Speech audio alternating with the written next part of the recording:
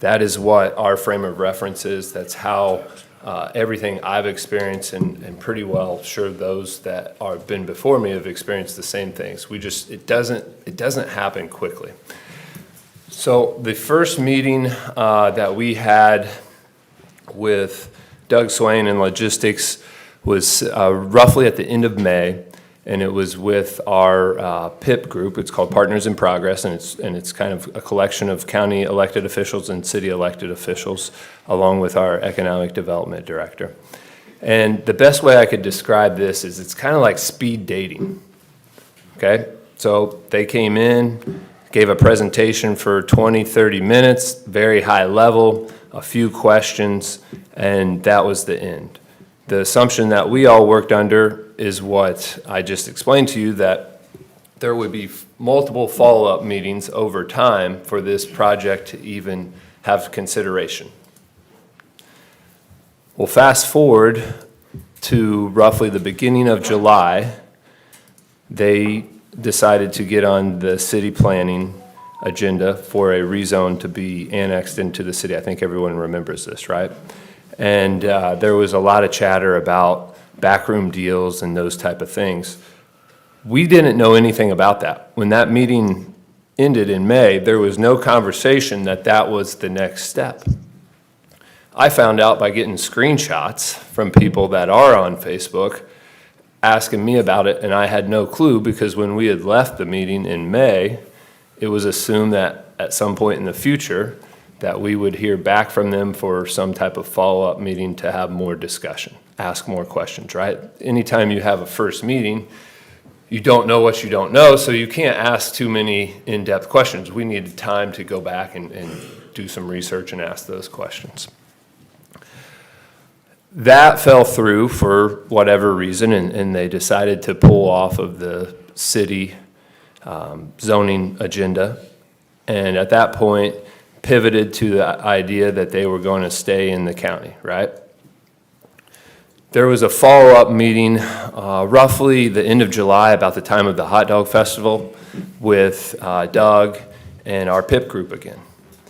And at this meeting, I was very vocal, had a few choice words in terms of how it had been handled, because it put all of us in a compromising position with you all, that we were doing things that were, I don't know what the right word is, behind the scenes. And that wasn't the case, because honestly, we had no more information than you had, other than 30 minutes of a high-level presentation. At that meeting, we laid out roughly 6 or 7 things that we felt like were important for them to have an opportunity, not to be approved, but just to have an opportunity to be considered in our community. So this is, again, between the county and city elected officials that are part of that group. And so I'll just kind of run you through some of the things that we told them at that point in time. So the first one was, I said, do not get on the area plan agenda for zoning. You're not going to get rezoned if we don't know who the end user is, right? How can we go shake hands with someone that we don't know who it is? We need to know. We've been very clear as a former APC member and as a commissioner that we won't rezone something if we don't know who the end user is, because as soon as we rezone it, it opens it up to a wide variety of things that we then give up some control. So that was one of the things we told them. Another thing that we told them was that we wanted all of the raw data in terms of the financial impact of this project, and we wanted to go to our financial advisors, both at the county and the city level, so they could run the numbers. Because I keep hearing 1 billion, 4 billion, 10 billion, 20 billion, 50 billion. Those are just numbers. The caveat to that, and some of you may know this, is in July, the state legislature changed how property taxes are working with Senate Bill 1. And so how we've done it in the past, we don't know how the impact's going to be in the future, because we don't even know what that looks like. So we need to take the raw data for a potential project, send it to our financial advisors, and figure out what the fiscal impact is going to be on our community. So that was another one. We said we wanted to visit a data center, okay? I think that's doing true due diligence, to go physically see, touch what it is. We said, another one was, hey, you've already been rezoned for the 115 acres that's in the city. Start that project. Let us see it, feel it, touch it here. Maybe it's not so bad. Maybe you're a good community partner. Then we can look at doing an expansion of a large one, because once we go down this path, there's really no going back, right? Right. Okay. Exactly. So those were a few of the things that we laid out that needed to be done. And the other one was kind of what I mentioned before, that this is going to take probably 6, 8, 9, 12 months of us to do due diligence, tough to say, over that time, have conversations with the community, engage with the community, and then come back and have follow-up meetings. And I almost forgot one important one. So one of the other ones we said is we want to have public meetings, but we don't want to have those until we have this financial data, financial info, so that we can present to you, and we put a big poster up here, and it'd say your tax rate without the data center, your tax rate with the data center. And then it'd have an average example of a homeowner in Clinton County, Frankfort, and I'm just using fictitious numbers here, so don't take this as anything, because I don't even know the numbers. But let's just say without it, it said it was $750 in property taxes a year, and with it, it drops it to $350, right? But so that you could tangibly see the fiscal impact that you were going to have on your situation, right? Or a general average situation. So these were the things that were laid out from that group's perspective on what needed to be done to have at least a potential opportunity. So what happened next? 2 weeks later, Doug Swain hops on the area plan agenda to get rezoned. And that has kind of brought us to where we are today. But as some of you know, because I've been very vocal about this publicly, is that as soon as he did that, that told me that he can't be trusted, and that is not someone that I believe is a good community partner for Clinton County. Amen. Right? Yes. I don't need clapping, but just.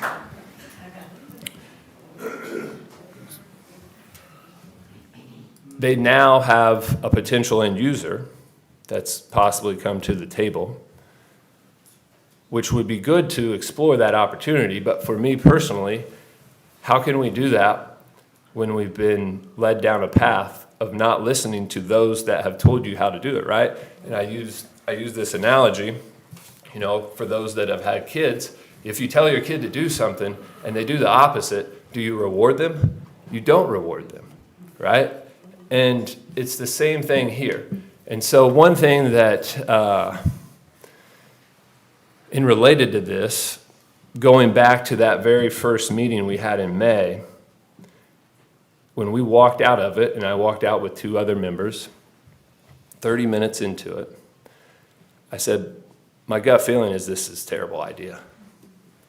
There was something off. And it just proved it to me personally when we laid out a plan of a potential. Don't take this as saying it could happen, but that it would happen, that it could, right? A potential, do these steps for our community to have a chance and people to have more voice and understand it better. And you completely disregarded that in terms of how you behaved. So either you think we're a bunch of country bumpkins, you're that arrogant that you don't care what we say, or you go back to, many of you won't know this, but Doug Swain was also involved in the project for ConAgra. ConAgra is one of, if not the worst deal in Clinton County history, because it's had a 20-year abatement, 10 years at 0. It finally gets stepped up in 26. And so we've received nothing from that over this time. So that's another reason I am hesitant, or I don't even know if hesitant's a strong enough word, because nothing happens this quickly in economic development here. So why are you trying to get it pushed through so quickly and it feels like you're pulling wool over our eyes? So I say all that. I'm going to give you, the people that signed up, an opportunity to speak. I'm sure there'll be some for, some against. I'm just telling you that. I'm not saying I'm against the data center in general, because I don't know enough about it. And I think as a constituent, you want us to do due diligence. But I'm completely against working with this developer because I don't believe that's the best path forward for Clinton County. And so I will end with that. Actually, I'll say one more thing, because this is important. So we had a constituent reach out to us collectively, and they were for the project. And so I'm going to take some of their words from their letter, and I don't think they expected me to use it like this, but I will, because I think this provides a little value to it. What they mention is they say, vote with your conscience. In the United States Marine Corps, we call this the burden of command. It is a heavy burden, but you were chosen for office due to your wisdom, experience, judgment, and character. And that has resounded with me quite a bit since he sent this. But it's also the reason that I'll vote no, because all of those factors I just told you tell me that this is not someone from a character standpoint that we want to shake hands with. Okay? Don't need to clap, don't need to clap. So I'll open it up. We'll go public comment. I'll just go in order. First one is Rick Gunyon. I'll give you roughly 3, maybe 5 minutes. Like I said, I think we have 9 people signed up, so if it's 5 minutes per person, what's that, 45 minutes? So, yeah. Good morning, Rick. Good morning to each of you, and by the way, congratulations on this great new facility. I'm sure we'll get a lot of use out of this over the coming years and coming decades. My name is Rick Gunyon. I live at 1000 South Williams Road here in Frankfort. While I am one of 5 members of the Frankfort Utility Board, I'm here as an individual, and I'm not speaking for the board in any way. I've been employed in the fields of advanced manufacturing, science, and engineering for 52 years, currently still working in the field. I am a senior expert with a multinational engineering firm based in Germany. We provide advanced engineering services to client firms around the world, helping to implement something many of you have not heard of. It's called Industry 4.0. Industry 4.0 is a term that means the combination of things you have heard of: artificial intelligence, machine learning, process engineering, process modeling, digital twins, system science. That's all rolled into the thing called Industry 4.0. And my company that I work for implements that for large pharmaceutical firms and firms that produce nuclear power generation and so forth. As you have alluded to, your decision is very important for the future of Clinton County. And I tried to answer in a set of slides I presented to you by email last week. I tried to answer 4 key questions. 1, why are more data centers needed? How can we separate facts from opinion? 3, why is this data center good for Clinton County? And 4, recent data center development trends. I'd like to provide just a very brief overview of those. For the most part, the slides I provided last week provide information from the Indiana Gateway website, which is published by the Indiana government and agencies of the government, including like the Indiana Department of Workforce Development. And what that tells us is a few key things. Between 2020 and 2025, Clinton County's tax levy increased 23% in 5 years. It says that county expenditures increased 30% between 2020 and 2024. This is from Indiana Gateway. Since 1970, Clinton County has had virtually no population growth. Very, very little, maybe 300 people. And another fact is, as of 2023, the personal income, the per capita income for each person living in Clinton County is significantly below every surrounding county. Now, the economic projections from the developer economic consultant, I can't say they're accurate nor complete. I know the number is roughly $270 million in local tax income over the next 25 years. That's their projection, that's not mine.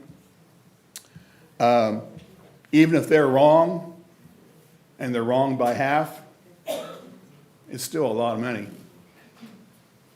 So by adopting and allowing this data center development to occur, the increase in the tax base and the tax income for the county will help offset our future county costs. And I want to speak to something Commissioner Brewer just mentioned, and I have a, with all due respect, I have a different opinion. I've been involved in a lot of large contracts with companies I work for. And the term or the concern about trusting an individual or another representative from another company really never came up.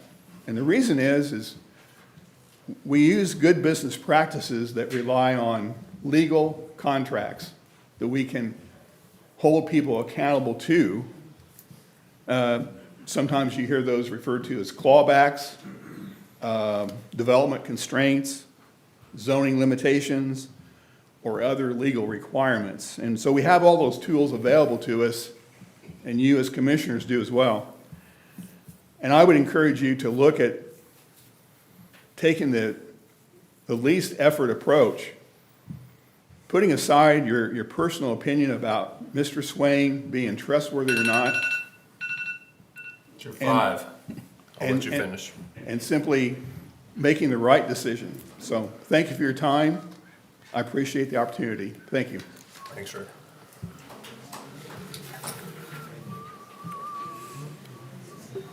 Some of you have sloppy writing. Lisa? I cannot read your last name, I apologize. Quintanar. Quintanar, okay. It's not easy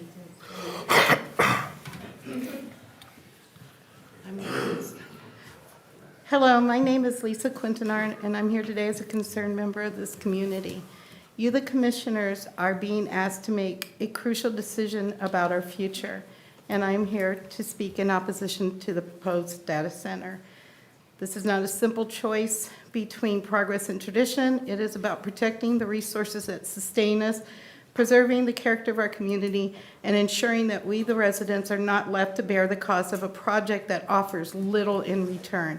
The narrative presented by the developer focuses on economic gains, but I urge you to look closer.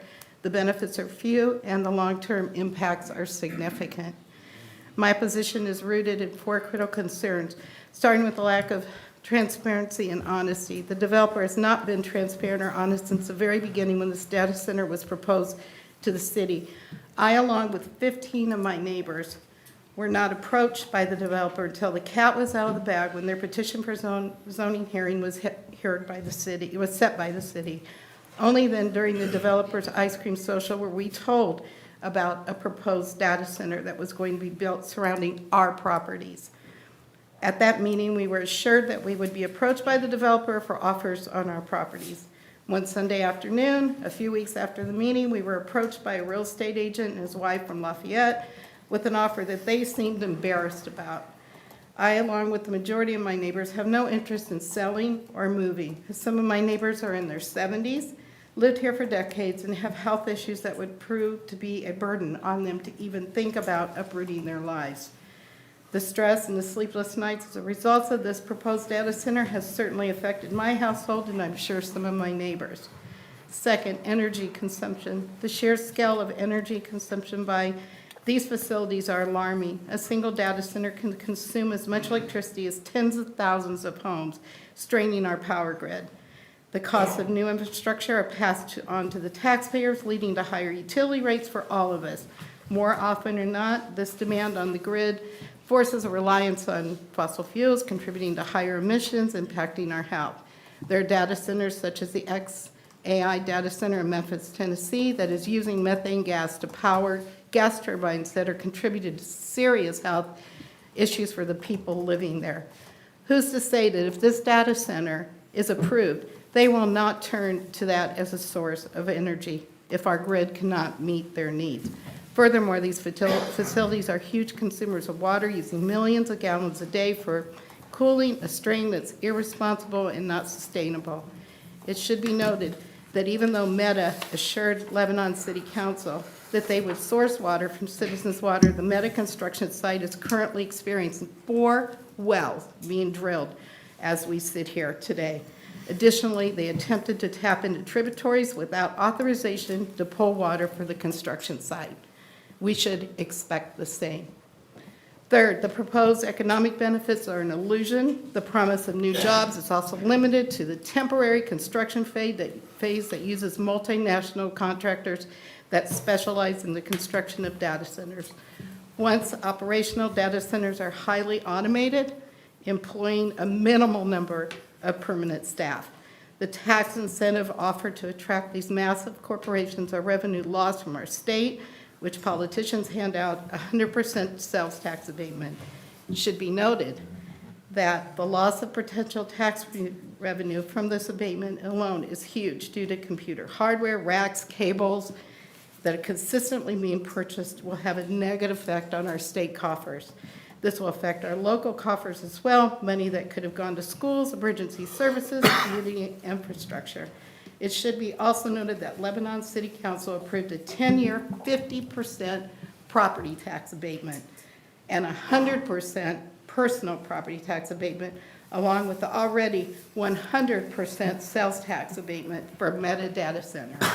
Don't think for one moment they will not ask for it. This developer and any other developer coming in for a data center, because they have throughout all of their negotiations. Finally, the quality of life for our neighbors and family are at risk, and we are one of those families. Despite what the developer has told us, research shows that data centers are not quiet neighbors.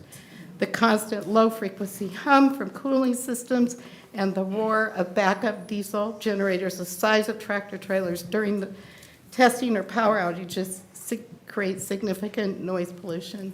This industrial noise can disrupt sleep, cause health issues, and diminish the peaceful character of our neighborhoods.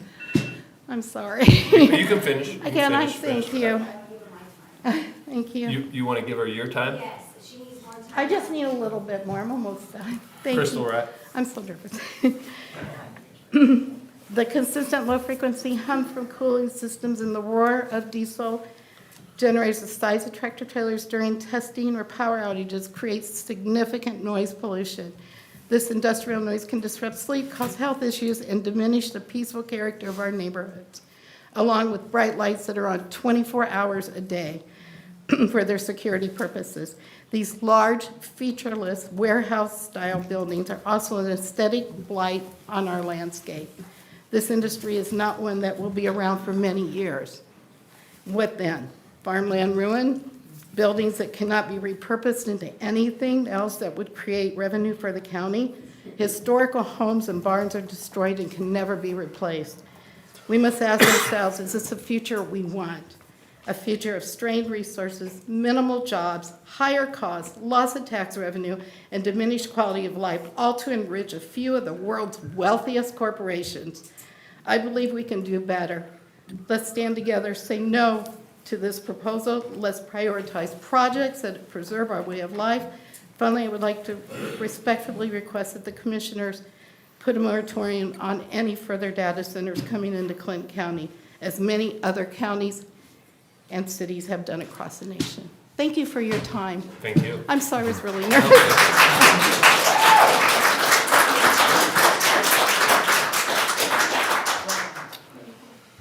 Next up is it Venetia Morns? I have that right? No, No? you know, as long as you don't call me late for dinner, it'll be fine. Well, It's gonna be Venetia. Oh, Bennett. is that a J? Venetia, V, Oh, V. like Venetian blinds in Lafayette. I don't own them. I'm not affiliated. Give me an, I don't know, a nod when we're ready. I don't know, you're all looking at me. Does Ready. the timer start? Go? Okay, all right. Okay, winners. So I think the thing that we really actually need to discuss is the reality that we're all kind of running around in circles. No, I don't want it. Yes, I don't want it. Yes, I don't want it. No, I don't want it. The bare bones of this conversation needs to talk about the actuality of what this looks like when it comes in. Because it's not a question of if it does or doesn't, it's when does that development change? Because we understand the growth for a community and the longevity and prosperity of it is based off of economic growth. We're not idiots. We understand that. People understand that. But we're not having conversations about how that can be done while taking the public, their health and their desires into consideration. When it comes to data centers, they propose this unique challenge, right? We're looking at the opportunity for how these things are going to improve other processes in our life, improve, growth of the broader GDP of the United States of America. The state of Indiana is all in on data centers, if that's not apparent at this point. But we're not thinking about what that looks like. To me, I think the most logical connection that I can make, because I'm not an old timer, but I'm not a young timer, that's for sure, is like, this is like asbestos, right? Like, remember when they started building with asbestos? And it was like, great, this is cheap, we can put this up, awesome, cool. Now it's like, are you watching The Price is Right? Do you have mesothelioma? You may have been exposed to asbestos. Like, we're not thinking about the long-term implications, the creation, and the sustainability of a data center. Why are we not looking at that? We're looking at how it impacts, let's buy up this farmland, boom. There goes the ability to produce foods for ourselves, for our country, right? I mean, we're in the midst of a tariff trade war, and we're not thinking about how we are depleting our own farmland. But yet we want to build our data centers to do what? Feed computers? Which, I mean, cool, whatever, I guess. But let's flip that. Frito-Lay, huge employer, huge economic impact in Frankfurt, right? Okay, yes, I would believe so.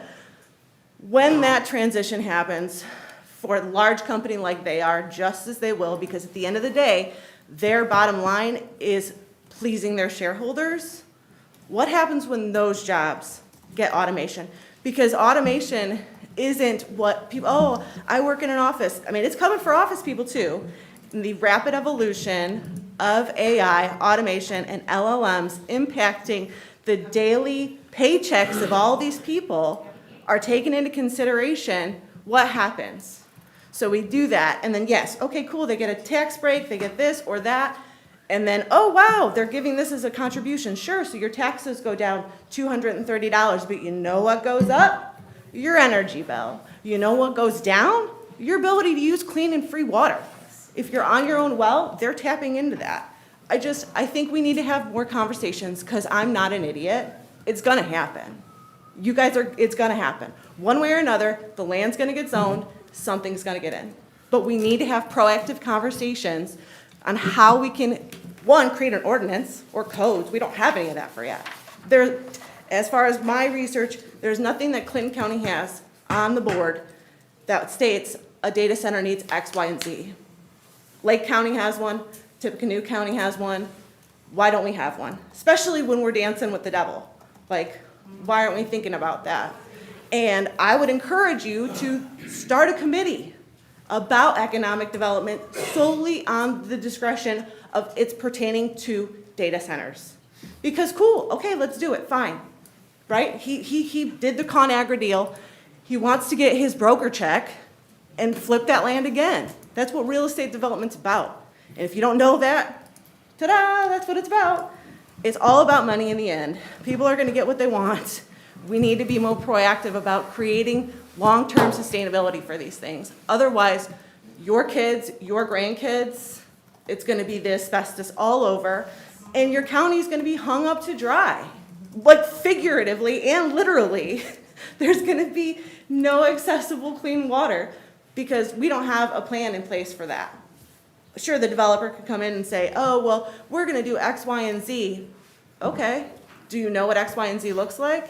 Do you know how that works long-term? I think the back and forth on all of these things really just, we need to have a common sense conversation about what the impacts are long-term. I'll give her lifetime. Okay. Susan Bates. So, well, I'll pull up my notes then on that plan. So, for instance, in Lake County, right, the developers for a data center must submit a site plan, an emergency access plan, the proof of electricity and water supply, what their noise mitigation plan is, what their renewable energy commitment is, and what their decommissioning plan is. And I think that is the kicker, the decommissioning plan. Because right now, I'm sure some people know, I'm sure not all people know because they're not into it, but we have a Superfund site. Like, the dump's a Superfund site. So that had to go through its own set of whatevers to get to a place to say, okay, if the S hits the fan, how do we break this down and know that we're not harming each other, harming our future, harming our kids? You got a lot of old timers in here.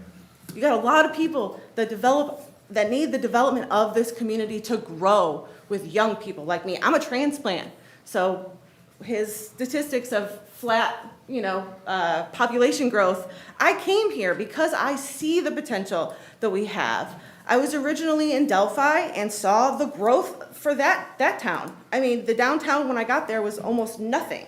Everything was boarded up. There was no sense of like community, and that just grew. And does Delphi want a data center? Does Carroll County want a data center? No, they don't. Their planning commissions have been pretty explicit as far as how that development is gonna go. So I think those are things that we need to look at, because what is a qualified data center? Indiana defines it, but does Clinton County define it? How does that impact both Indiana code and local code? I'm gonna ask a question real quick. Sure, I'll back up a little bit. sure. You referenced, I think it was Lake County, and you said they have these stipulations, right? Yes, Okay. And if I heard that correctly, you said the developer submits these plan, right? A plan for energy, plan for water, all that stuff.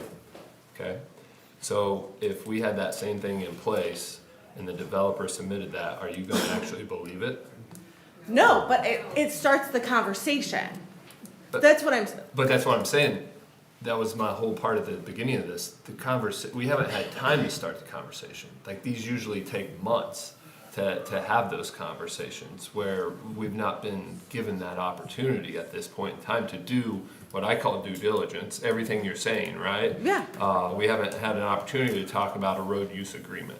We haven't had an opportunity to talk about purchasing the homes like the landfill had in the landfill original contract.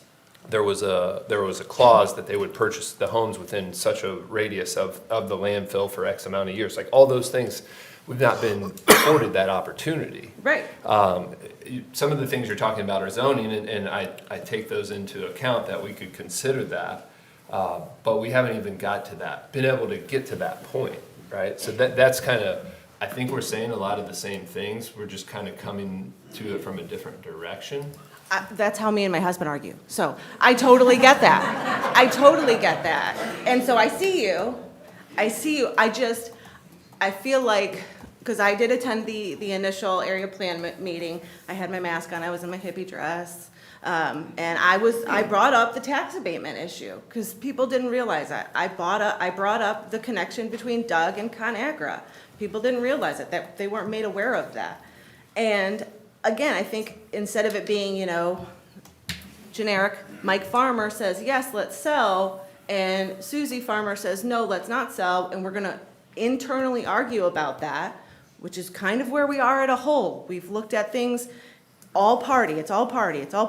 We're forgetting people. So I'm just trying to connect the people piece to that, so we have that conversation, and it's not, you're bad because you're a legislator, or you're a this, and you're wrong because you're that. We need to just open the conversation. I'm not gonna, serve you. I could, that was something that happened, like people were making service while those area plan commission meetings were going on. Oh, and we're dead, okay. Well, so at the end of the day, I just think we need to have the conversation about what economic growth looks like in Clinton County and take into consideration what kind of long-term impact those things will have. And I understand that as it stands right now, the powers that be are not necessarily allowing that. They are trying to railroad and get in because they can. So please, let's just take a beat, let's have some conversations, let's create some committees, let's get some things going. And please, for Pete's sake, update the website, because our website is so archaic. Clinton County website is like from 1992. I would say 94, but. Fair enough. Thank you. I want to make one other comment. Thanks. You referenced committees and having the conversation. Since I had a little break here because I do farm, so the fall is busy for me, but in August, I started having community conversation events, and I've asked at the commissioner meeting, I asked at those, I said, tell me what you want. Because if we're gonna sit up here and be the kind of funnel to decision-making, we need to know what you do want for economic development. And you know how many people have told me anything? Zero. I mean, I've got some info like, oh, we want to be concerned about our heritage or our foundation. That doesn't, like, I understand the descriptive terms, but like, what do you actually want? Like, that's what we need to know. Not just myself, but collectively, all of us need to know. So take that into consideration. All right. Thank you. Okay, so next up Susan gave her time, so it would be Jody Stewart. Does that sound correct? Yes. Good morning, Commissioners. Thank you for allowing me to speak. I'm not from your community. I'm actually from Boone County.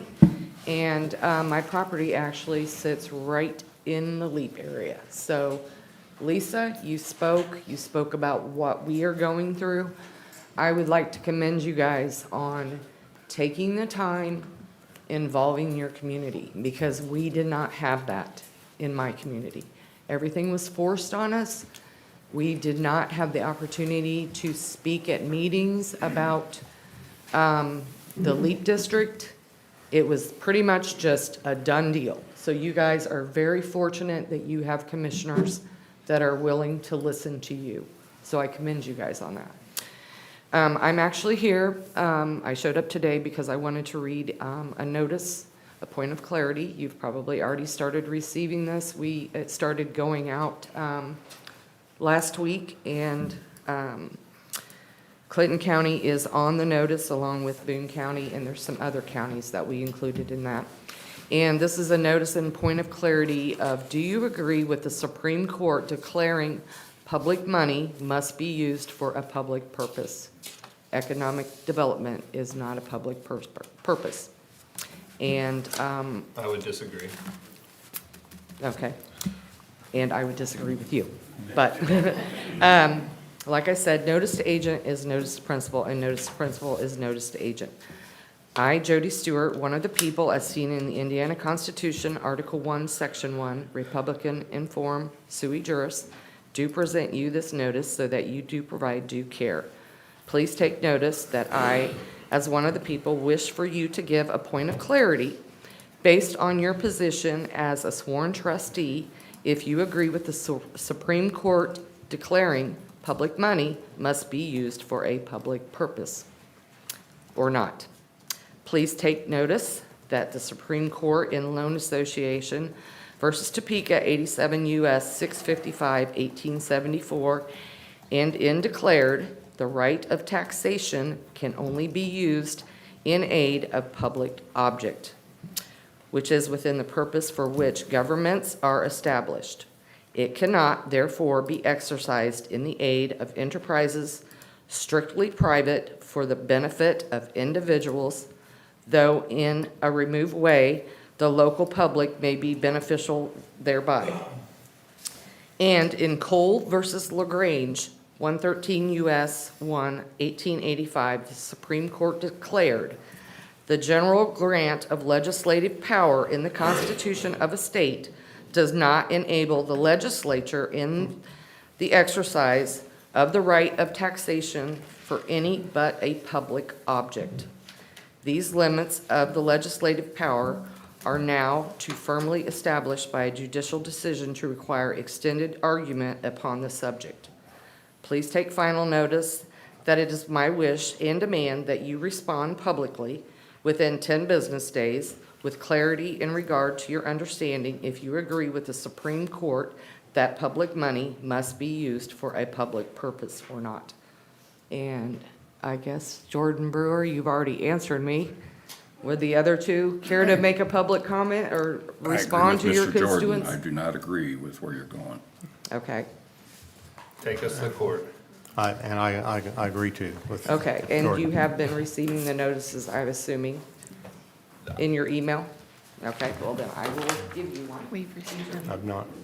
I don't need one. Yeah, I've had I'm it. going to deliver them. Okay, that's fine. If you want to throw them away, you can, but it's on public record that I did deliver. Thank you for your time. And I did want to say one more thing, that if you do go down this road, Lisa was correct. It is very disheartening when you are living in the country and you have to watch your neighbors' homes being torn down and the trees coming out. It's very disheartening. Thank you. Okay, next up is Joshua Crook.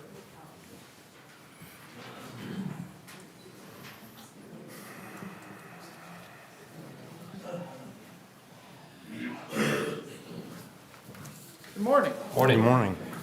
So you had brought up the point that no one has brought up what economic development looks like. Interestingly enough, when I was reviewing whether or not I would support this project, I actually came up with that same conclusion. My background, I work in automation. Sorry, Venetia. I do a lot of process engineering, a lot of controls engineering. I work over at Donaldson. And what I was thinking was that Donaldson has maybe, I don't know, 10 acres, would you say? So they employ 450 people in that area. That's 45 people per acre, give or take. If you're employing 350 people on 700 acres, well, that's half a person per acre. That's not a whole lot of economic development to me, because economies are driven by people spending money. If there are no people to spend money, then you don't have any economic development. Yes and no. It's a little more complex I understand than the that. tax Yeah. implications of it. Now, what I would further suggest is that when Donaldson was looking to employ me, they got lucky. I happened to move into town about a year before I got there. They couldn't find anyone within an hour and a half. They couldn't find anyone within an hour and a half to employ me. I would posit that it's not very likely that the employees of the data center are going to be from Clinton County, which is not terribly great for the current residents of Clinton County. I would recommend that if you're going to review the project and do your due diligence, you should add to it the power cost increases, the likelihood that people in Clinton County are going to be employed there, how many of them are going to be employed, and what the ramifications are on the other local businesses, restaurants, stores, and such. Because frankly, if you put a bunch of smaller facilities like Donaldson or Frito-Lay in there, you'd have much higher economic development for those other things. And, you know, GDP isn't what you produce, it's money circulating. It's the velocity of money. So you have to think about the local velocity of money that will result from the employment at the data center. And that was the only point that I wanted to make. If you have any questions, I'd be happy to take them. Appreciate that. Thank you. Thank you. Tammy, you said you gave your time up? Yes. Okay. Jeff? So Jeff signed up?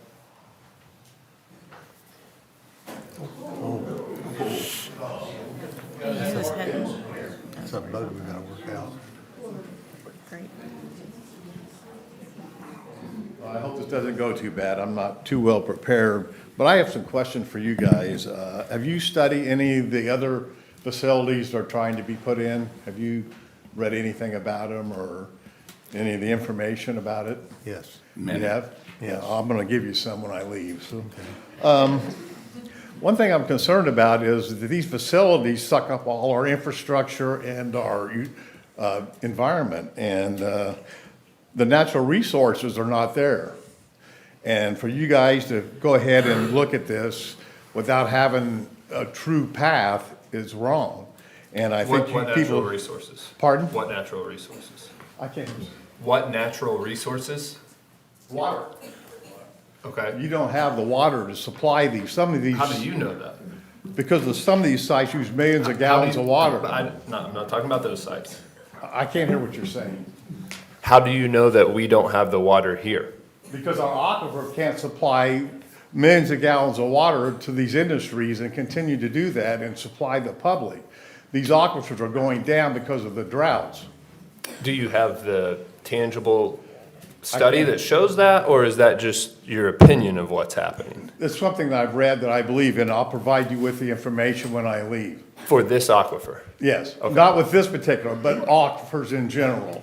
Well, But, all right, what is your opinion on this aquifer? You think it's able to supply millions of gallons of water a day to these industries? And I think that we have a strong utility service board that has people that make strong decisions for the infrastructure, the utility and the electric. We have no say in that part of it. Like that's not our job.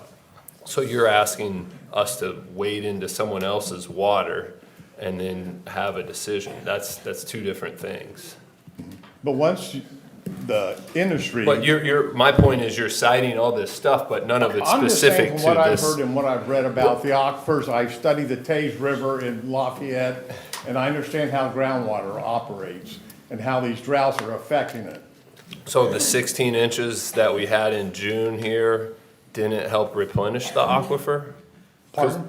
we had 16 inches of rain in June that didn't help replenish because, I mean, I was pretty sure we were pretty wet this year here. Has there locally. ever been any studies done in your aquifer or to see how much? It's not my there is? aquifer. It's utilities aquifer. And yes, it Well, it's has. for the community. Agree? Actually, if you listen to the state, they said it's theirs. Yeah. I don't agree with that, but that's what, if you follow it, the state says they own the water supply. So have they approached these companies that come to this community? Have they ever asked about the water or seen how much you have, or have they done any of that yet? That's what I said from the beginning, is we have not had any opportunity to do those type of things. Well, maybe I'm ahead of myself. Maybe we should just postpone this for a year and put a moratorium on this so we can study to see what needs to be done and whether we have the power to cover this. And from what I've read here, we don't have the power. And it's going to take years to have that kind of power that's needed for these data centers. And we just don't have it. And let me read something to you here in just a minute.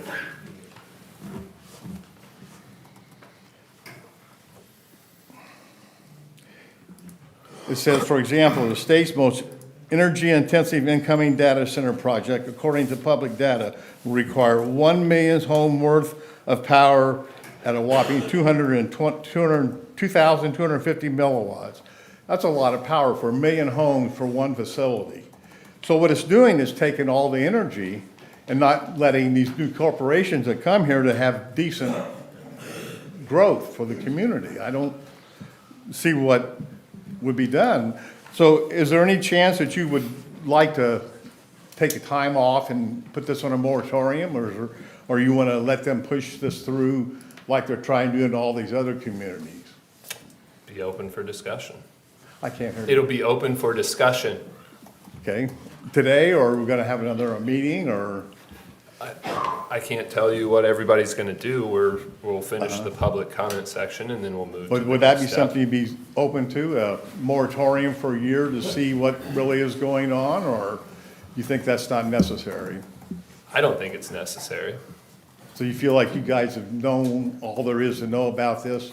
No, that's what I Okay. said earlier. Are you familiar with non-disclosure agreements? Let me I'll give finish you- what I have to say then. I'll give you a couple more minutes because I took Okay. some of your time. Well, so. I'm gonna leave you the information about a study in North Dakota about the noise problem with these facilities. They have severe noise problems. Virginia, Texas are having all these different problems that you should read about. But there is a real problem here, and it needs to be reviewed and needs time. And to try to rush this through is not good for the citizens, it's not good for the environmental development of this community. Okay. Jordan, sir, I'd like to ask you a couple questions, if I could. Yeah, go ahead. Can you go back? Hey, sir? Can you go back? He wants to ask I'd you like a to few talk to you a questions. couple of minutes. You ask if we've done research ourselves. You ask if we've done research ourselves. Some And of it I've gotten from other people that have worked on different sites in Virginia and Texas. I'm just Sir. telling you that I personally Go back have to done the- a lot of research and a lot of reading. And- Bert, Sir? Can you go back to the Well, I podium? can't hear. Yeah. So I'll talk louder. Okay. I've done a lot of research, done a lot of reading, maybe too much at 2 o'clock in the morning. And obviously, there are good things and bad things that you can say about a lot of things. You know, some people drive a Cadillac. There are many different things and different ways in which they do. Are you familiar with the fact that some data centers today are using self-contained water in a water loop situation to where they are not? So you have, so Is this what they're gonna do here? I'm just asking if you are familiar with that, because at this point, you're pointing It does out, cut down on the water use. yeah, so, you It know. doesn't still stop it. So what we did 5 years ago in the data center is different today than what they're doing, because they are in fact using the loop situation. So in fact, some of them are using zero water today. That is simply a recirculation of water all the way around, and so it becomes a net situation. So you're familiar with those readings? Excuse me. Please let Commissioner Weaver speak, and he's having a conversation. Everyone's had an opportunity to sign up. Let them have the conversation. I don't need to hear whispers in the background. I'm just saying, there are other findings is what you're pointing out. Okay, well, I also have a point about the noise. Okay. They produce low-frequency noise vibrations. And the same thing, do you think that what happened years ago and when they started data centers is being different today? Are you familiar with there is a large data center that is directly across the street from Lucas Oil Stadium? Yes. A very large one. Obviously, they're not having noise there, are they? 70 in the state of Indiana, and so far they have 30. So there's 40 more. No, there are 9 of seven. those sites take up half the total amount of electricity. Well, we're jumping from water and noise, and now we're going to another situation in Well, noise. These are all problems that need to be discussed. I want to get them out in the open so you people can address them, and we can set up possibly a moratorium. I don't. So, but you're criticizing us and thinking that we've not done that same research. We've not asked those same questions. We've not said that we want to keep time too. I'm sorry? The public doesn't know any of this information. And that's why we've taken our time. If you've gone to the last 2 commissioner meetings, we've Well, I said, haven't. I didn't find out about it for a week. Okay. So I'm trying to prepare myself, which I didn't do a very good job. my point is we said it from the beginning, that we wanted to take our time and do our research ourselves before we made any decisions whatsoever. So I just want you to know that we're doing exactly what you're saying. If you continue this, do you have to sign a non-disclosure agreement with the corporation? No. Well, you read my study, most of them do. The people in Pittsburgh, they had to sign a non-disclosure agreement when they talked with the officials. And They haven't, again, we haven't got that far. no. So I just wanted to let you know there's other studies than what you're talking about. I know there is. Okay. I'm telling what I appreciate that. It's my opinion. Sure, I appreciate that. I appreciate that. Okay, so we done? Yes, I am. Thank you. You're good, bud. All right, next up is Crystal.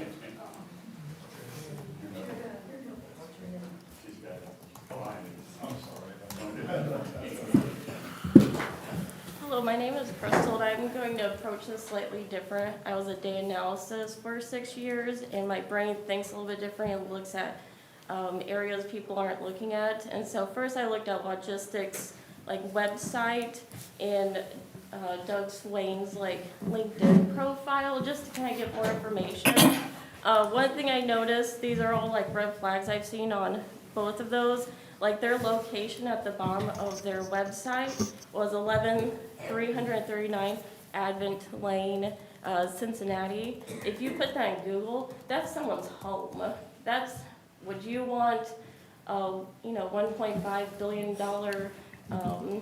inventory, or not inventory, but business coming and they're working out of their home?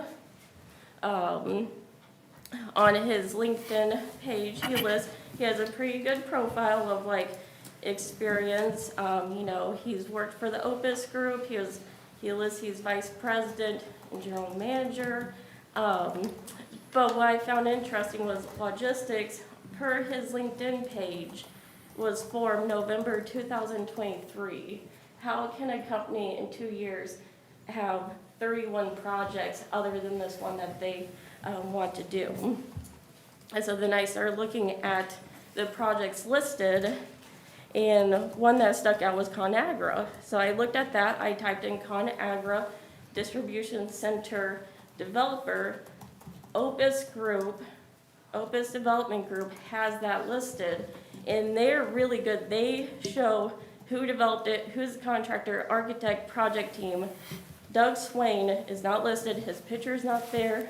On his LinkedIn, it says he was vice president, general manager at Opus Group from April 2013 to December 2021. However, the project team for ConAgra was Tom Becker. He was the president and chief executive officer. Mike Yeagerman, vice president and general manager. And Scott Cotrain, he was vice president architect. So Doug Swain isn't listed at all. The developer was Opus Development Group. The contractor was Opus Design Build. And architect was Opus AE Group. And if you look through the 31 projects, 10 of those 31 are listed on Opus's page, their website. And you can see everything about like their square foot, the year, everything about, and the people who were part of that. Doug is not on any of those. And so when you look at their website again to look at ConAgra's distribution center, this is how they word it. For this project, we completed the full project life cycle, blah, blah, blah. There was no logistic we. It was Opus Group. Maybe Doug worked for him, maybe not. It's something that I think needs to be investigated more. And then when you look at the team, on their website, Doug Swain was the president. He lists all of his jobs, things he's done, and that matches with his LinkedIn profile. However, on your team, you usually put your top people. Well, Jackson Forbes, I believe, he's the development director. He joined the group or the company in 2023. He graduated from college in 2021. And he doesn't really list too much of the things he's done since graduating, other than in his free time, he likes to visit new breweries. Does that convoke confidence on building this huge data center? And then the I think development manager is Patrick A. Swain, which I don't think that's coincidence. That's most likely Doug's son. He also joined the company in 2023.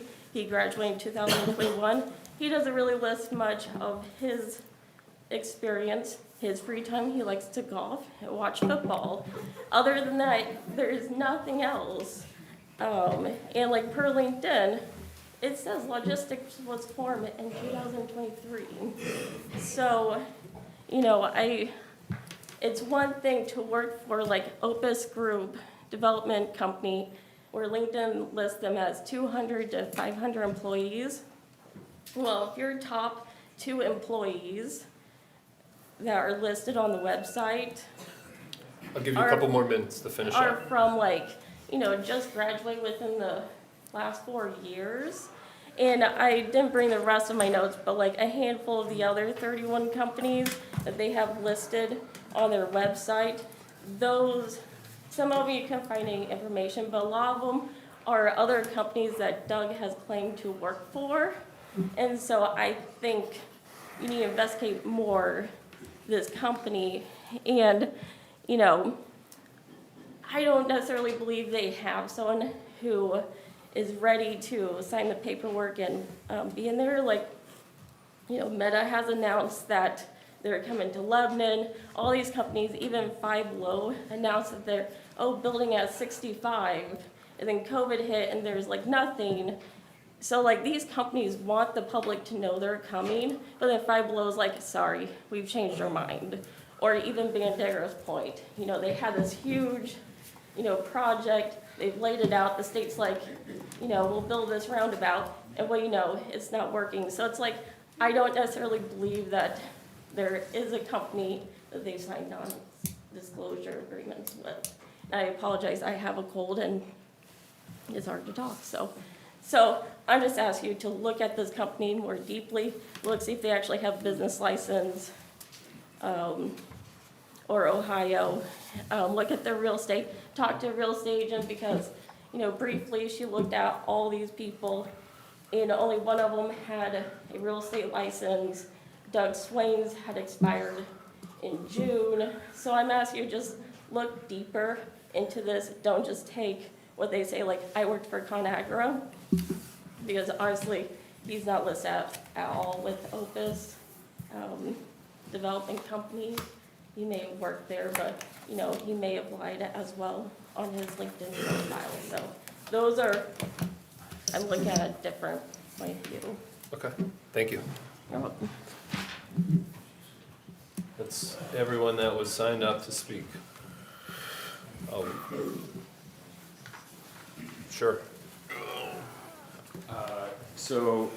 Let me introduce myself and thank you everybody for giving us time today. My name is Scott Wolfram.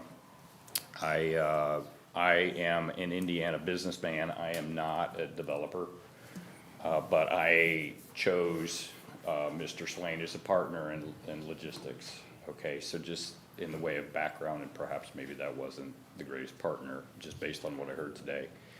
But so I own a chemical company in Warsaw, Indiana. I've been an Indiana citizen my whole life. I'm an investor in a number of companies, and we have been trying to help.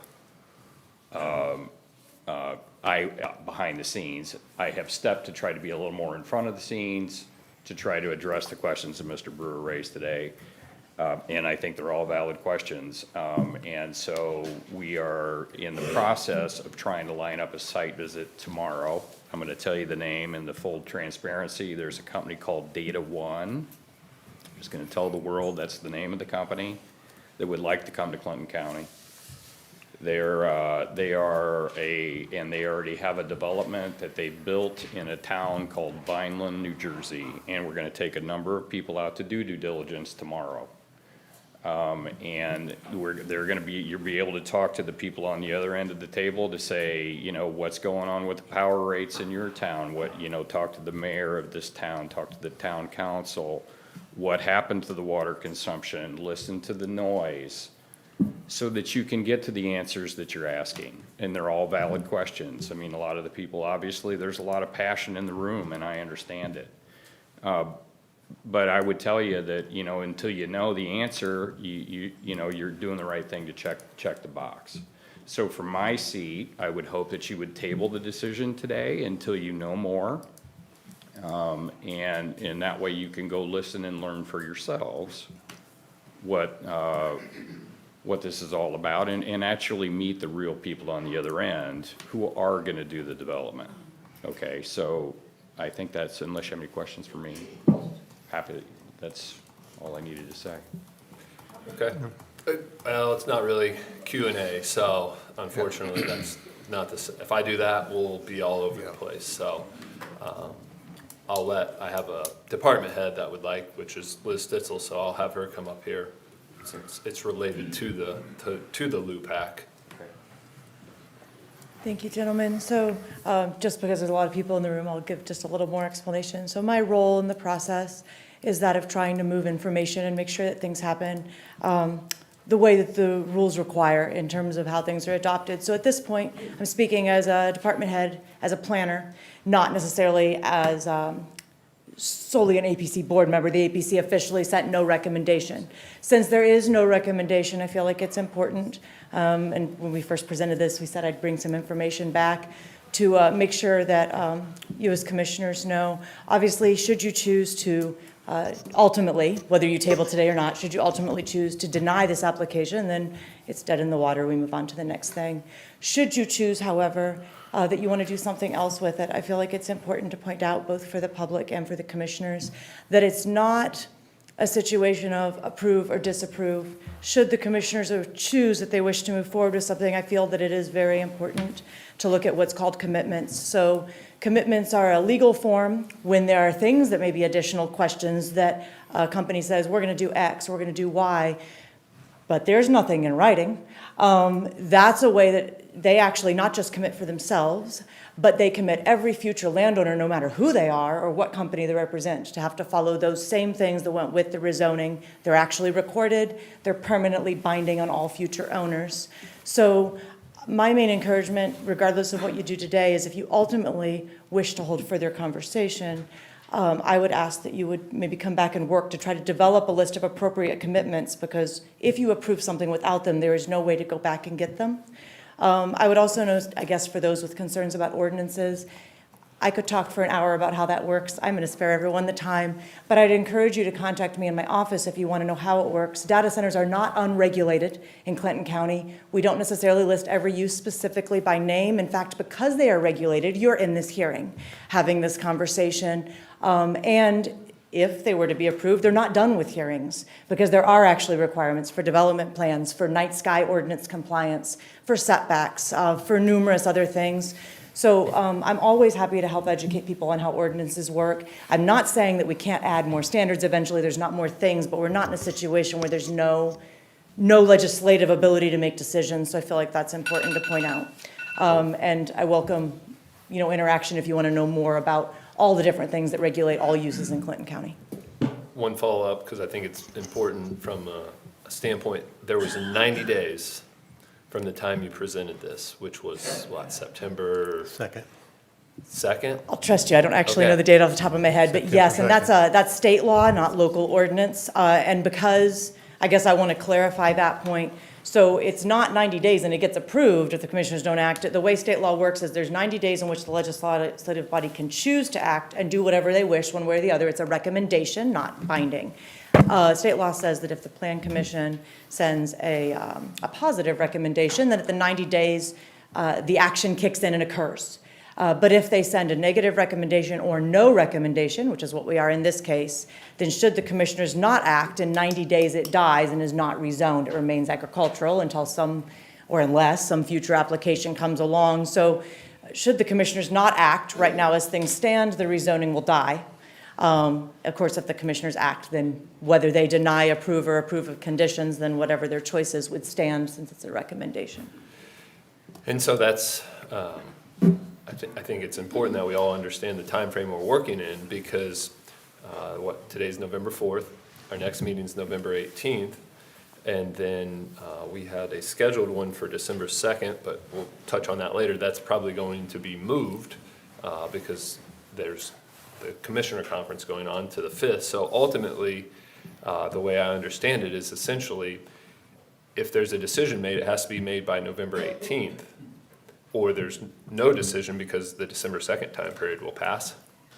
If you hit the 90 days and have Yeah. not made a decision, then the rezoning request dies, and any future action would have to come back to you through a new application and a new set of hearings through the Plan Commission. Yep. And so this goes to my original point, that we've not been afforded the opportunity to have true due diligence, because whether we're hopping on a plane and going and taking a look at a data center tomorrow, I'm not doing that, for the record. But if you are, how can you then do enough due diligence from now until November 18th for a size and scope of a project this large? It's just not possible. So, with that, That was all I have. okay, thank you. I'll open it up to this board and the other two commissioners. I've done a lot of speaking, so I'll allow them the opportunity.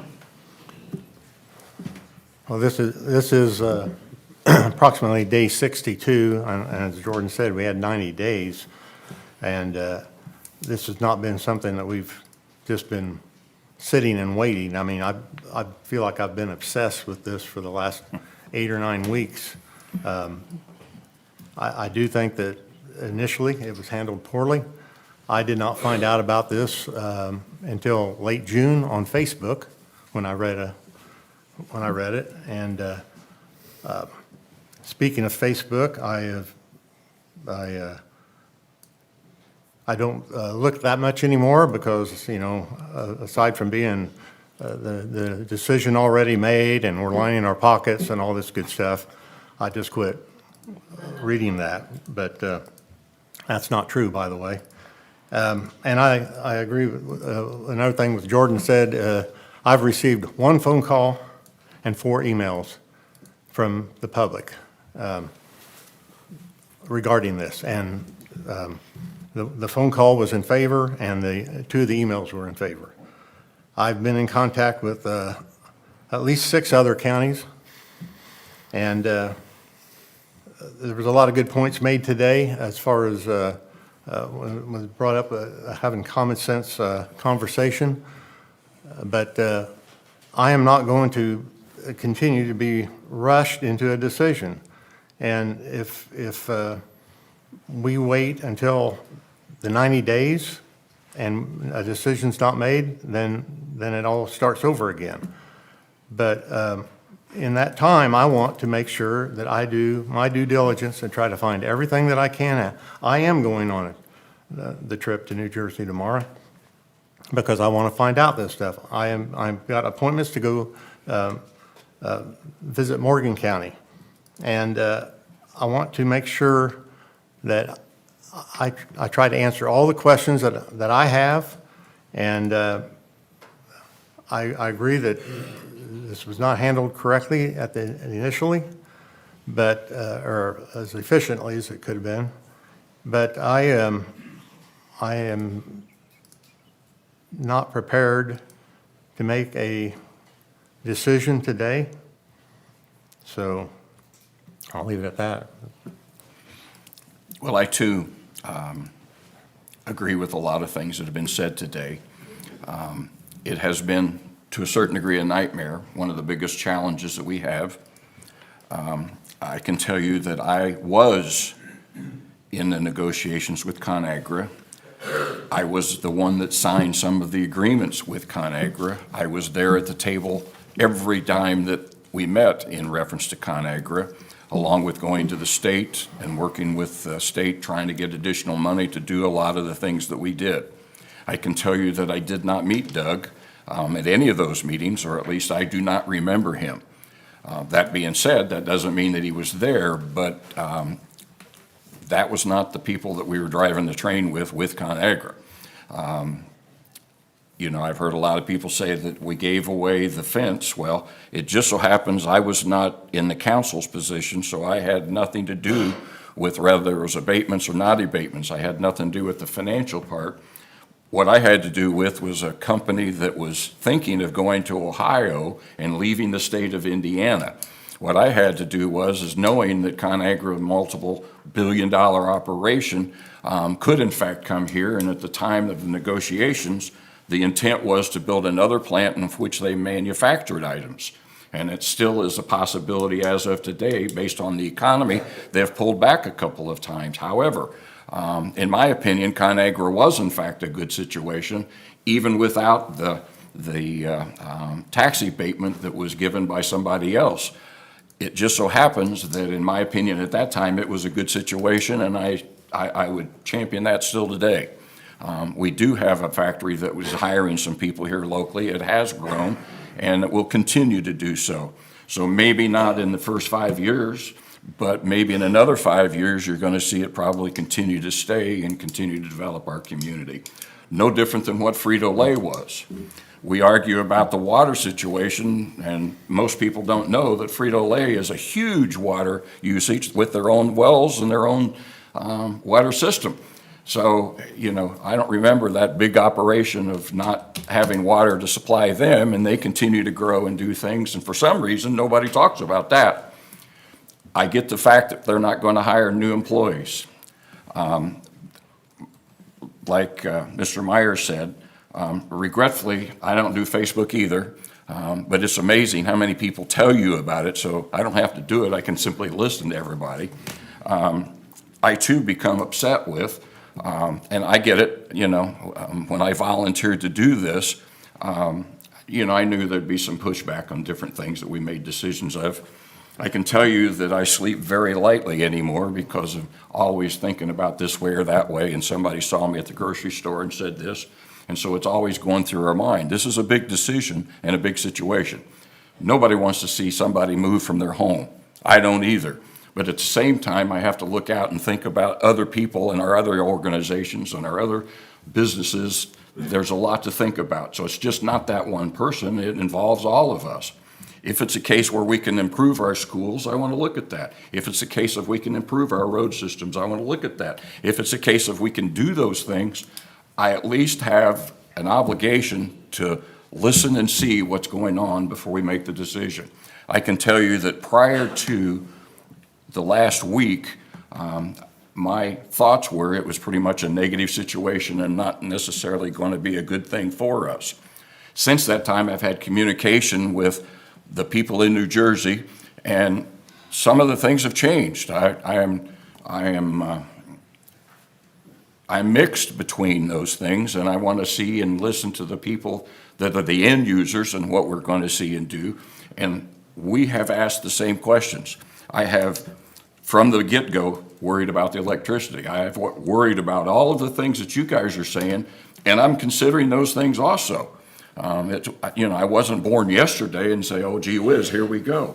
I resent the fact that people saying we're lying in our pockets. If these two guys are not telling me about it, I'm surprised because I'm not getting it lined by any means. And I resent the fact that people are throwing those rocks out in Facebook. It's real easy to be a keyboard warrior and say all of the things without the information. That's what we're trying to do, is get all of the information and the facts. I've been criticized because of the last two commissioner meetings. We were criticized because we wanted to slow it down. We didn't want to make our decision and so forth. We were criticized because we didn't do it. So I'm still in that same position. We have an opportunity to visit a like plant that's going there. We have an opportunity to visit with the mayor. We have an opportunity to meet with the commissioners of that location. We have an opportunity to see and listen to the people that are there now. Best thing I can do. I can tell you that I have probably talked to 6 or 8 other counties, and it's a mixed bag of tricks. Some of them are opposed to it completely. Some of them are in love with it. So, you know, it depends. But it's just like what I said before. You know, there's good things and bad things. It's a case of we need to do our due diligence and dot our I, cross our T, talk to those people, work out an agreement if it's workable. If it's not, then we'll know that it's not, and we'll come back and I will vote, you know, with my conscience after I've done all my research. So it was said that we would meet today, and we are doing so. I appreciate, and I've written down some of the more comments that we've had, but I can tell you that 95% of what I've written down are some of the same questions I've had all along. And we've asked those questions of the developer, and we've asked those questions of the gentleman who's building the plant. We've asked those questions to Microsoft to see what in fact their thoughts are. And there's a lot of decisions that will continue to be made one way or the other.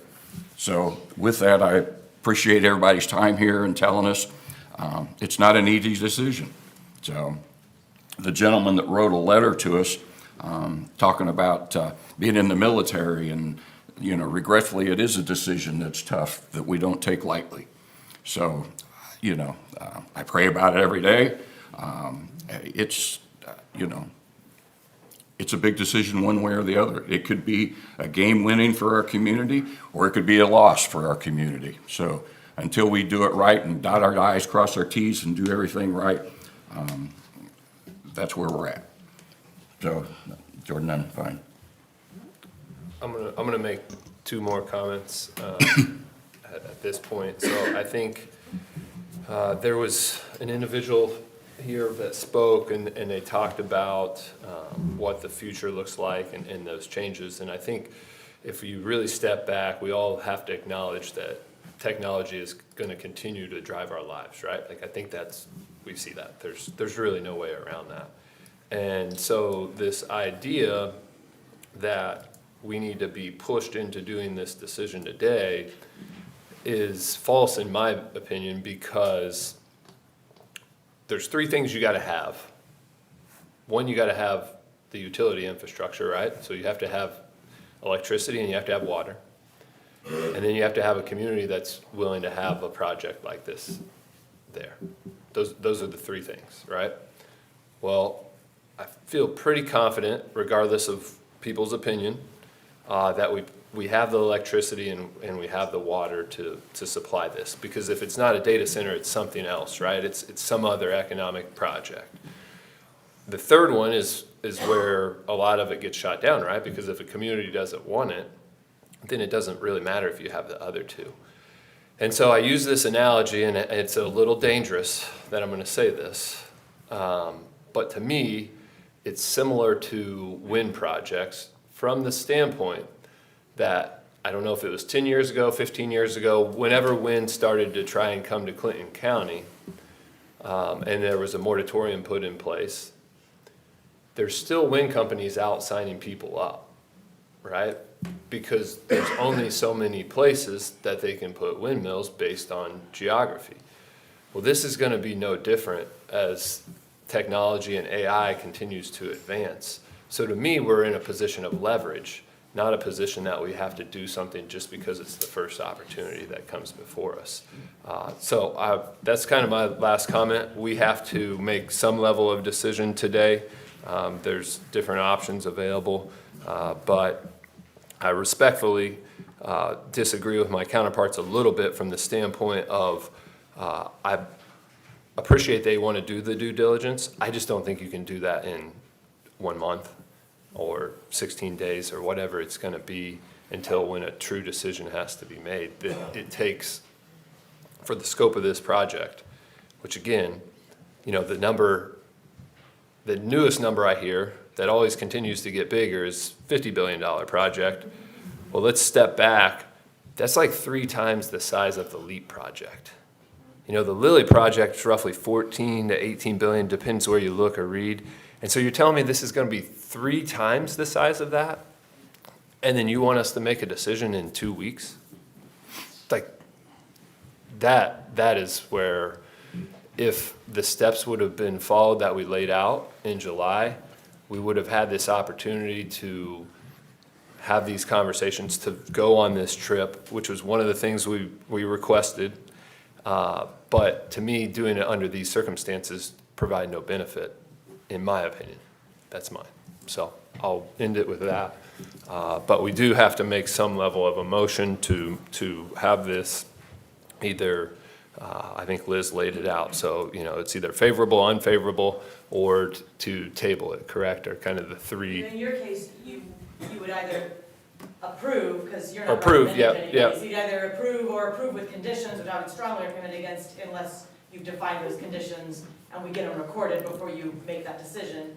You could deny, or of course you could table it either to take future action or to allow it to expire naturally after it's 90 days. Okay.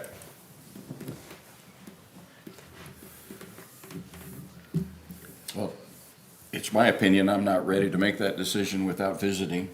So I'm going to make the motion that, and it's tabled now, and I believe we can continue to leave that on the table, and we can. That's a Tom question for your board, how long you can take. Yeah, I'm not changing anything. Right, so it's taking no action at this It's point. exactly right. There's no action, no vote that I'm going to request, so I'm going to ask and suggest that the people that have been chosen or elected to go visit this data center I make the motion that we continue to make no decision today, and that we continue to do our research, and we continue to go with our 90 days that we have.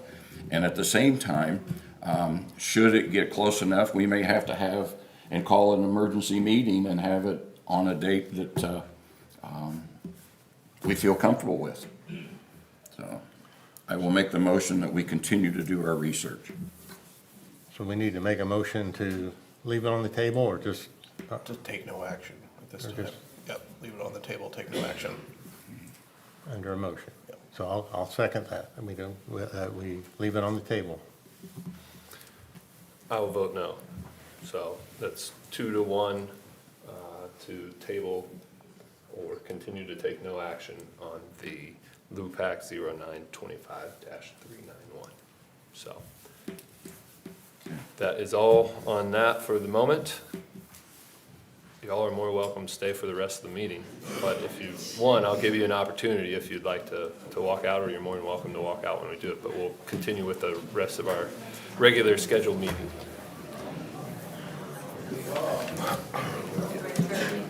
Thank you. Thanks, Karen. Thank you. Thanks, Scott. Tomorrow, still 7:30. Let us know what, Okay. yeah.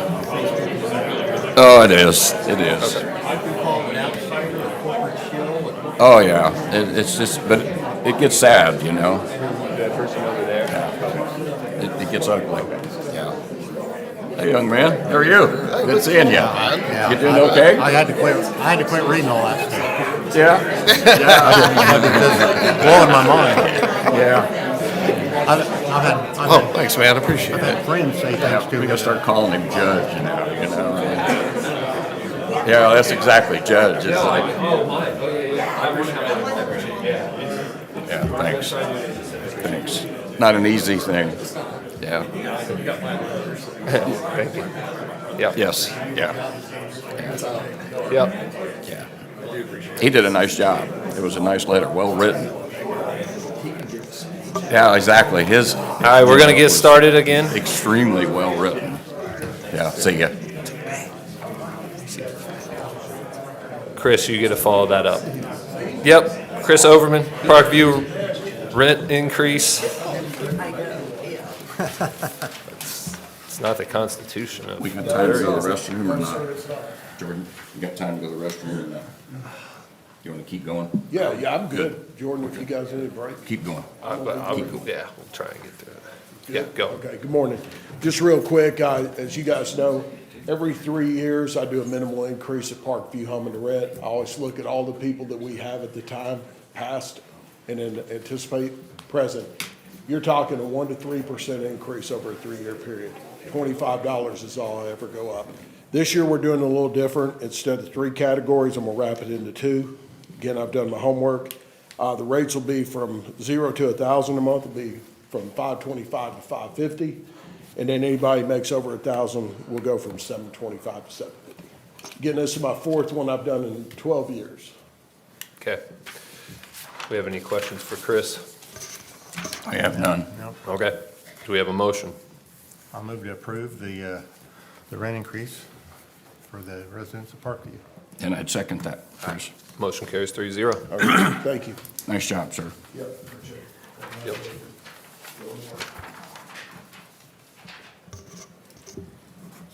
Okay, next up, Rick Campbell, highway update.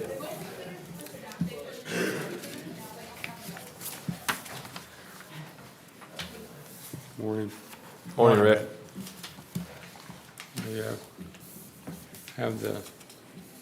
I gave the commissioners the scoring sheets for Bridge 51. We only had one company interested.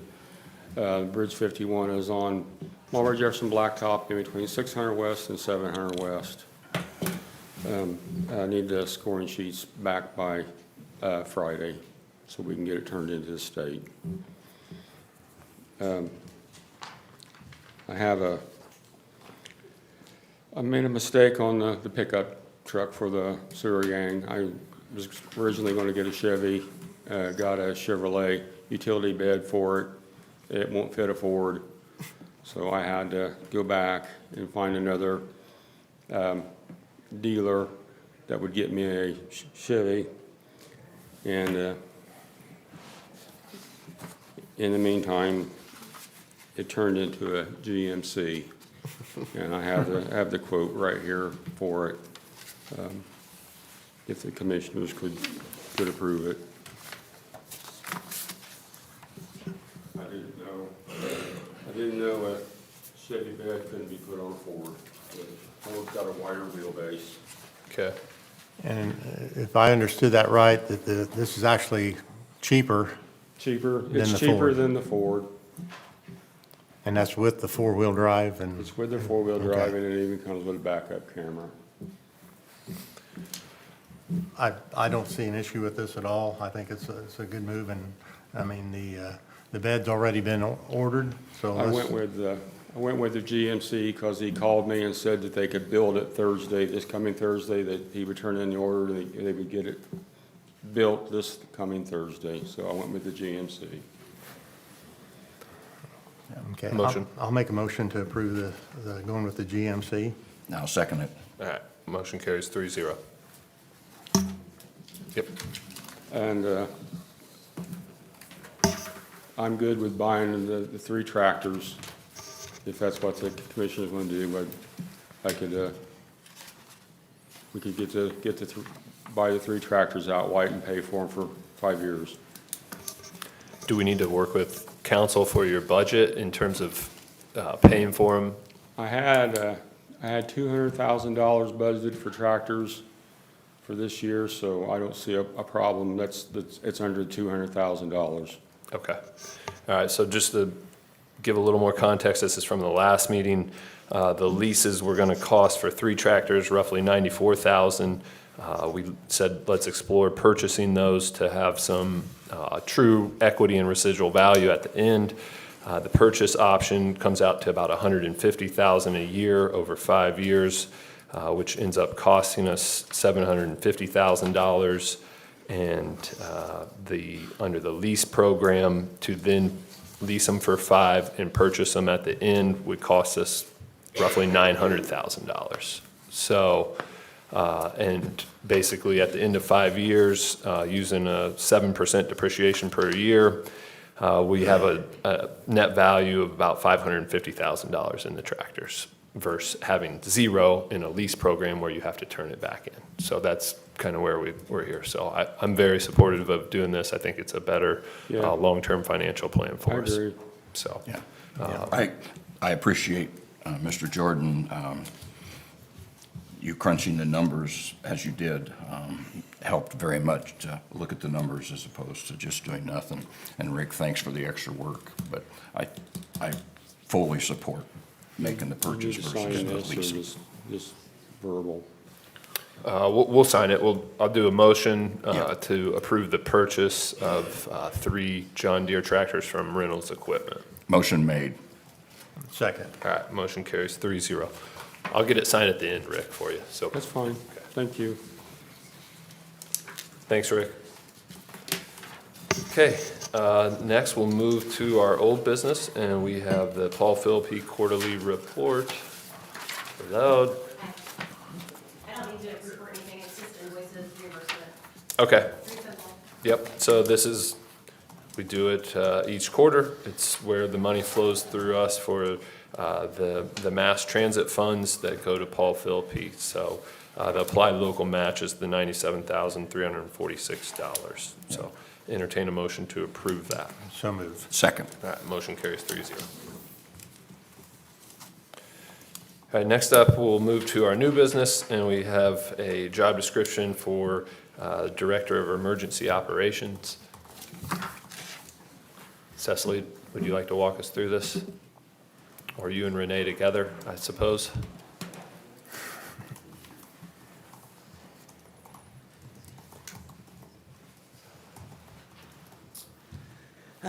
As you know, Renee took over. She's going to do EMA and central dispatch. This is the combined job description for the two. The committee's approved it, Renee's approved it, the commissioners have approved it. So now we just need to adopt it. Okay. Can you highlight some of the changes, just so we are open about that? There really weren't any changes as far as the central dispatch side of things. That job description will continue to remain. There were multiple things on the EMA side of things that I've added, things of reporting purposes and things that needed to be, that's part of our job description, requirements for an EMA director. And so I went through and we contacted several surrounding counties as well, looking at their job descriptions, and, kind of did our due diligence to make sure we had everything covered, because I felt like there were a lot of things that weren't in there that needed to be in there. And so the largest part of this is actually combining the two. Yes, So for those correct. that aren't aware, we had a director of central dispatch, and we had an EMA director, and that's now all under one umbrella, which is emergency operations. So that's what kind of the details of this is. So, any other questions from the board? Not for me. No, I think it, Fine. no, yeah, I think it's fine. Okay. It'd be great. Is that, would, Yeah, I'll make a motion. okay. Yeah, second. All right, motion carries 3-0 to accept the job description for Director of Emergency Operations. Thank you. Just stay there, Cecily. The next one's part-time property clerk job description for the auditor's office. So Britt she has 2 property deputies. One is leaving, and instead of filling it with another full-time position, we've just taken the same job description but made it part-time to cut back on, we won't have insurance premiums, the benefits. She's gonna try to make that work Okay. in her office. All right. Anything you would like to add, Ms. Auditor? That's Okay. it. All right, I'll entertain a motion to change the commitment from full-time to part-time To for the part-time. status. I'll make that motion. Second. All right, motion carries 3-0. All right, the next item is a furnace repair at the Edward Jones building on the fairgrounds. Sorry, we got too many papers up here. Yeah, for sure. As you can see, there's a picture that was sent to me. There's 2 units on top of the building. Currently, the one is completely out of use as it has holes and has been neglected over the years, and is actually, there's some concern with carbon monoxide potential from it, so they've kind of tried to remove people from utilizing the building, so it's not even really usable at the moment. And then there's a second unit that really was defined as saying it could probably go any day, not as bad as this. So they provided, we received 2 quotes. TL Myers is for $50,000 to replace both units, and Jim's Heating and Cooling is for $60,756.93. So this will put 2 brand-new units up there to make the building serviceable again, because currently they're not able to use it. I make the motion that we use TL Myers, that the lower bid. We've used him multiple times before. And not second. All right, motion carries 3-0, and we will get that to them so they can get it fixed as soon as possible. The next item is Resolution 2025-04, transferring worthless residual property. Tom, would you like to give us a little background and talk through this? Yes, and so a lot of the property that has, or was in the old facilities at the courthouse for some of these office holders in particular, when you would transfer to move to this facility, got new furniture, got new shelving, things along that line, all of those items that remain over there, the values of those items, the cost associated with either moving them or selling them or both exceeds the value of the property, therefore by Indiana code making them useless or worthless property, so the county can then dispose of them how they deem fit. Okay. Any questions? No. No. Okay. I entertain a motion to approve Resolution 2025-04. Move to approve. And second. All right, motion carries 3-0. Last item under new business is a sign placement request for the Zana Club of Frankfurt. It would be on the southeast corner of the courthouse lawn, and it'll be there until December 13th. Do I have a motion to approve that? Yeah, so it's as soon as possible, they're putting it up shortly? Yes. Yeah. Yeah, the date of the event is on the 15th, runs from the 15th of November to the 13th of December, so I'm assuming it'll be up. It says roughly 30 days, Yeah. but, Motion approved that. Second. all right, motion carries 3-0 on that. Department heads, do I have any department heads that would like to go? Liz, Brett, be on deck. Yeah, we got lost in the LUPAC earlier and missed, you had 2 unsafe structures, one of which you've got people here for this morning for conversation, so I just thought I'd slide that in here.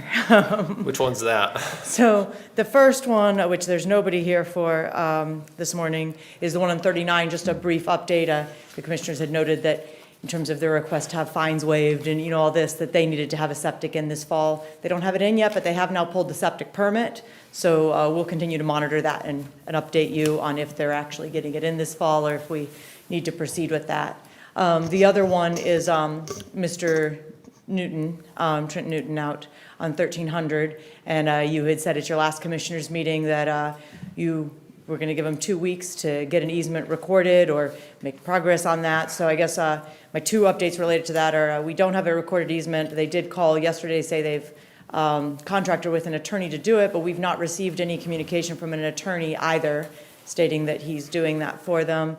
I did get a call from the neighbor, Jack Stowers, right before the meeting, who wanted to note he was unable to be here today, but he didn't feel that the house had improved and would like the ordinance enforced. I think that sums up his thoughts. But I did tell him I would pass that on since he wasn't present. But I think the main thing is you wanted me to bring this back to you in 2 weeks to decide what you wanted to do from there. Do you have a recommendation? We've been years. I mean, your options are you could levy more fines. They did drop off a check for the $250 that's owed at our office ahead of this meeting, so I should note that. So you could levy more fines. You could order our office to start the condemnation process, which would involve posting the 10 days before you call for bids. Okay. But those are really or I suppose you could continue and give them more time. I don't know if they have anything they want to say or not. I know they are here today. I'll give him Mr. Newton.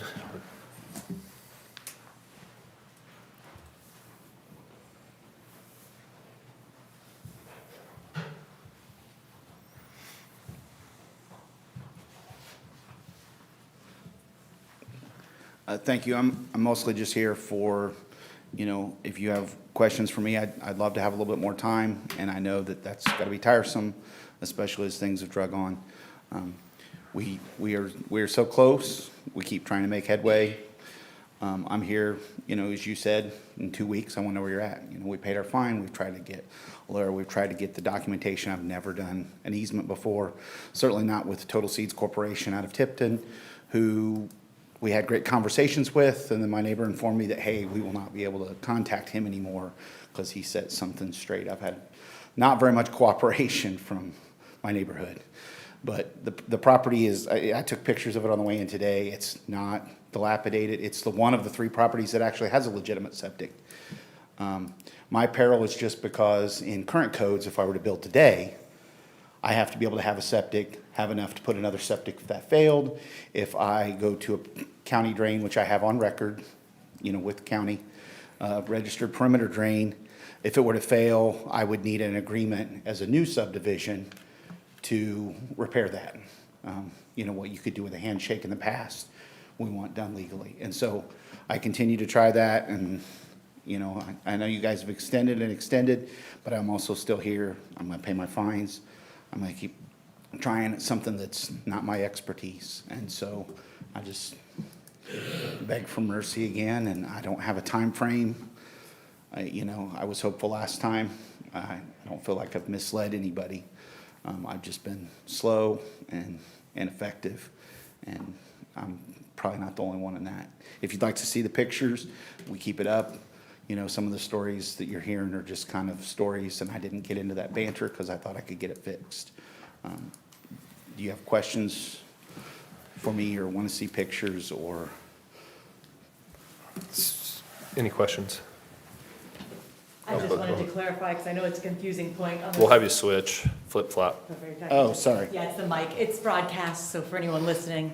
I just wanted to clarify, because I know the process is confusing. The septic is not the only issue with this, though that is how it ended up in front of the commissioners.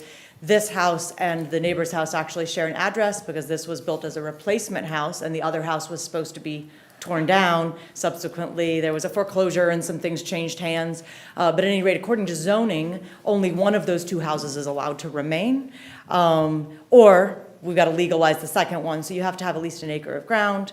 This doesn't have an acre of ground, so it's got to pursue a lot size variance, which was previously obtained and then allowed to expire. It got past its several years, wasn't acted on, and then it does have to go through a subdivision process. So the septic, of course, came into play there, because originally this house was going to be using well and septic. So there's the well was shared with the house that's still there to the north. So we have not assigned a separate address to this house as of yet, since it's not legalized. There's kind of a long history on this property, so I just wanted to note that if he gets this easement, that's his first step then to be able to go back to try to reacquire that lot size variance. And then the subdivision process sounds more complicated. That's actually the easy part if he meets all the standards. But I just wanted to note that there is a little more here that'll have to happen for the house to be allowed to stay, even on the zoning side, regardless of if you decide to go ahead and take it down now or it stays, so.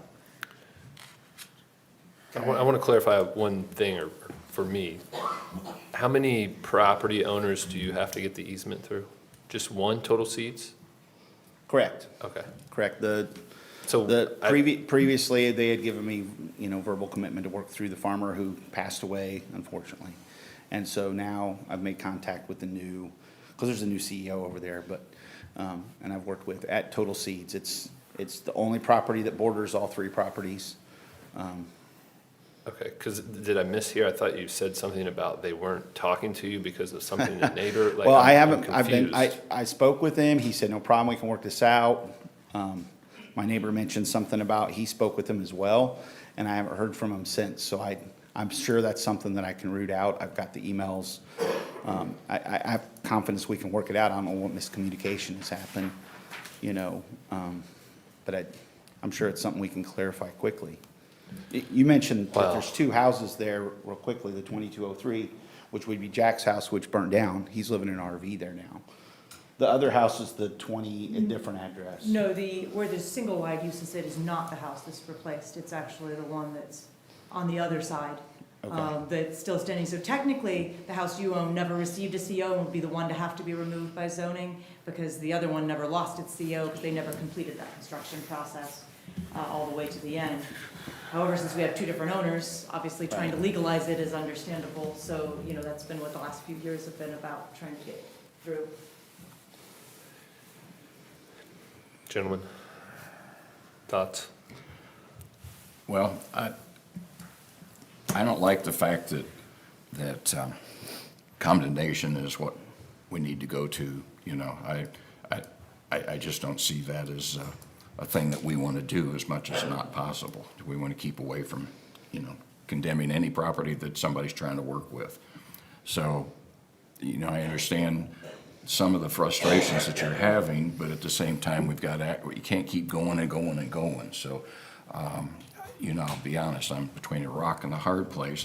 I don't want to put the hammer on it and tear it down if you're trying to save it and work with it and do it. But you got to do it. We got to get it resolved. And so, I would like to see you get it finished. And if another month going to get you there, then I'm okay with that at this point. The other question, not to throw out there, but there's kind of two things here, right? Because that's a double wide. You had mentioned to me previously that you might potentially consider moving that unit to a different property, Yeah, I'm which would interested also in. solve the problem. I'm interested in any of the options. After we spoke last week, I investigated, looking for everything. If this could be taken away from the committee for a second and that we were able to get granted a temporary variance on the subdivision so that we can proceed with Well, other there's- improvements to the house. Yeah, there's not a way to get around the situation with that house, but if you were to say that you were gonna To go ahead and file remove it. right away to get your other property approved, and then you were gonna remove it, like, that would be sort of a different conversation versus, you know, tearing the structure down entirely, or, you know, if your attorney can reach out and he's actually doing something, you know, that's the thing for us, is normally with this kind of situation, we get some contact from the attorney to say, it's not surprising that an attorney can't get an easement done in 2 weeks when he just found out about it a week before. I think Tom can attest to the fact that there usually is a backlog of things on an attorney's desk, but typically we do hear from the attorney to either say, hey, I'm gonna come and be present, or here's an email stating that I have taken these clients to represent them and I am gonna get this done, here's the timeline. We just don't have that.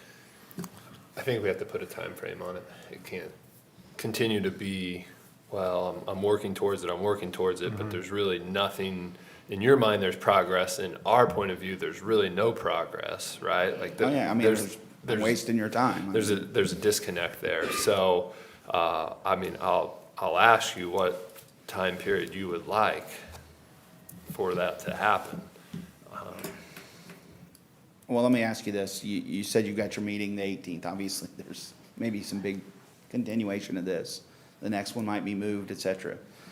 Yeah, you're gonna I be- can continue to make every stride I can. I'm thoroughly upset that the lawyer didn't make the contact that he did. I didn't make that up. I can only gain from doing what I'm trying to do, you know? So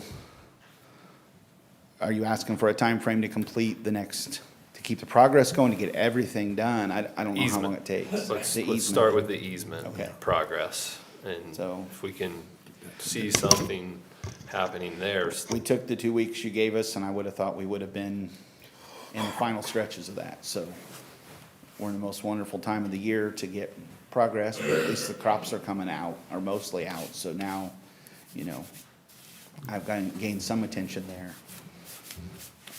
How about December 16th? Sounds great. And I can do the other thing Liz mentioned in parallel, and I mean, I guess my recommendation, up to you guys, my recommendation would be, if you're continuing to dead on the easement, because you could always get the easement later, but if that's not moving forward efficiently, I'd recommend you work with us to start approving the other property, so that if that easement doesn't come through by December, you're ready to move a house. Worst case, Okay. you end up with an approved home site in a different location if you're able to get that done. Best case, We can you do have that. somewhere to move the house if you can't get the easement, and then maybe you can go ahead and just have a plan and a timeline to get it taken. I mean, my recommendation, we don't put all your eggs in an easement if that's not moving forward. Work on another solution if there is one at the same time, so that you have and can give the board alternatives. Agreeable? I'll take whatever I can get. I'm gonna keep trying, and I'm just sorry that it's been the pain that it has been to you guys, so. Okay. I'll make a motion that we go until December 16th. 16th. That's kind of the drop dead date. The line in the sand. Yeah. Hopefully it doesn't move. All right, motion. Bert, do you? And I'll second Okay. that, the 15th or the 16th. Motion carries 3-0. And that was all I had, unless you have anything for me. Nope, sounds good, thanks. Brett? Oh, he had his hand up. You're on deck. We'll create a on-deck circle or something. Just 4 very quick items, gentlemen. We are renewing our contract with Cala Behavioral Health. They do our drug and alcohol assessments and our mental health evaluations for both us and probation. Do you want to sign that contract, or would you like me to sign that? It's about 40% of what it was last year. If we can, we'll have us sign it, if that's all right. Sure, absolutely. Second item. So let's, yeah, I guess send it over, so we'll look at it Sure, and then we get it signed, yeah. Second item is my board has approved us to purchase a work phone for our county interpreter. Work through T-Mobile, got a government rate with no taxes. She has her choice of 2 different phones. One's around $25, one's around $29. So that contract, would you like that under community corrections or somehow run through the commissioner's office? We will be paying it though. Probably through commissioners. Okay. Let's do that. Third thing is, since we've moved, are we still covered under snow removal, or do I need to secure my own service for that? I would assume it's going to be different than what you have over Sure. yeah, previous. We're happy to pay it if we need to, just so you know where we stand. I think we'll put it on ours. We'll just Okay. put it all under one. So, good. All right. Well, we may have to amend the bid, so, but Okay. we'll get you covered. Thank you. And the last thing is, statutorily, we have to move our project income fund number from 4912 to 1122. I've given the directives from DOC and emails to Britt. She would feel more comfortable if Tom created a document, because we're looking at a little over 550,000 that we're moving. So can you do something like that for us, Tom? Sure. Britt will give you what she wants in the. No problem. We'll go from there. Hopefully by the end of the year, we'd like to do that. Okay. Okay. That's all I have. Any Great. questions? No, Good. thank you. Appreciate Thank it. All right. Good morning. Good morning. Dr. Pearson with the Health Department.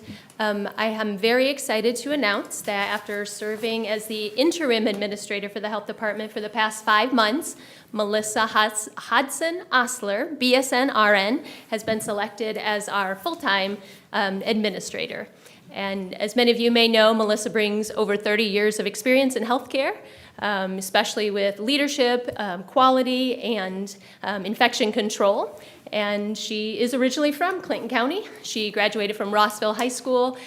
She currently lives in Frankfort, and she and her husband own and operate a very successful family trucking business in the community as well. So I am very grateful to have Melissa and her experience and her passion for public health to help guide our team into the future. And I welcome Melissa to the team, as well as to the Great. podium. Okay. Thank you. Congratulations. Thank you. We're glad to have you here full-time. You're stuck with me. I think I want to say something, because she told us all of your accomplishments, which are great.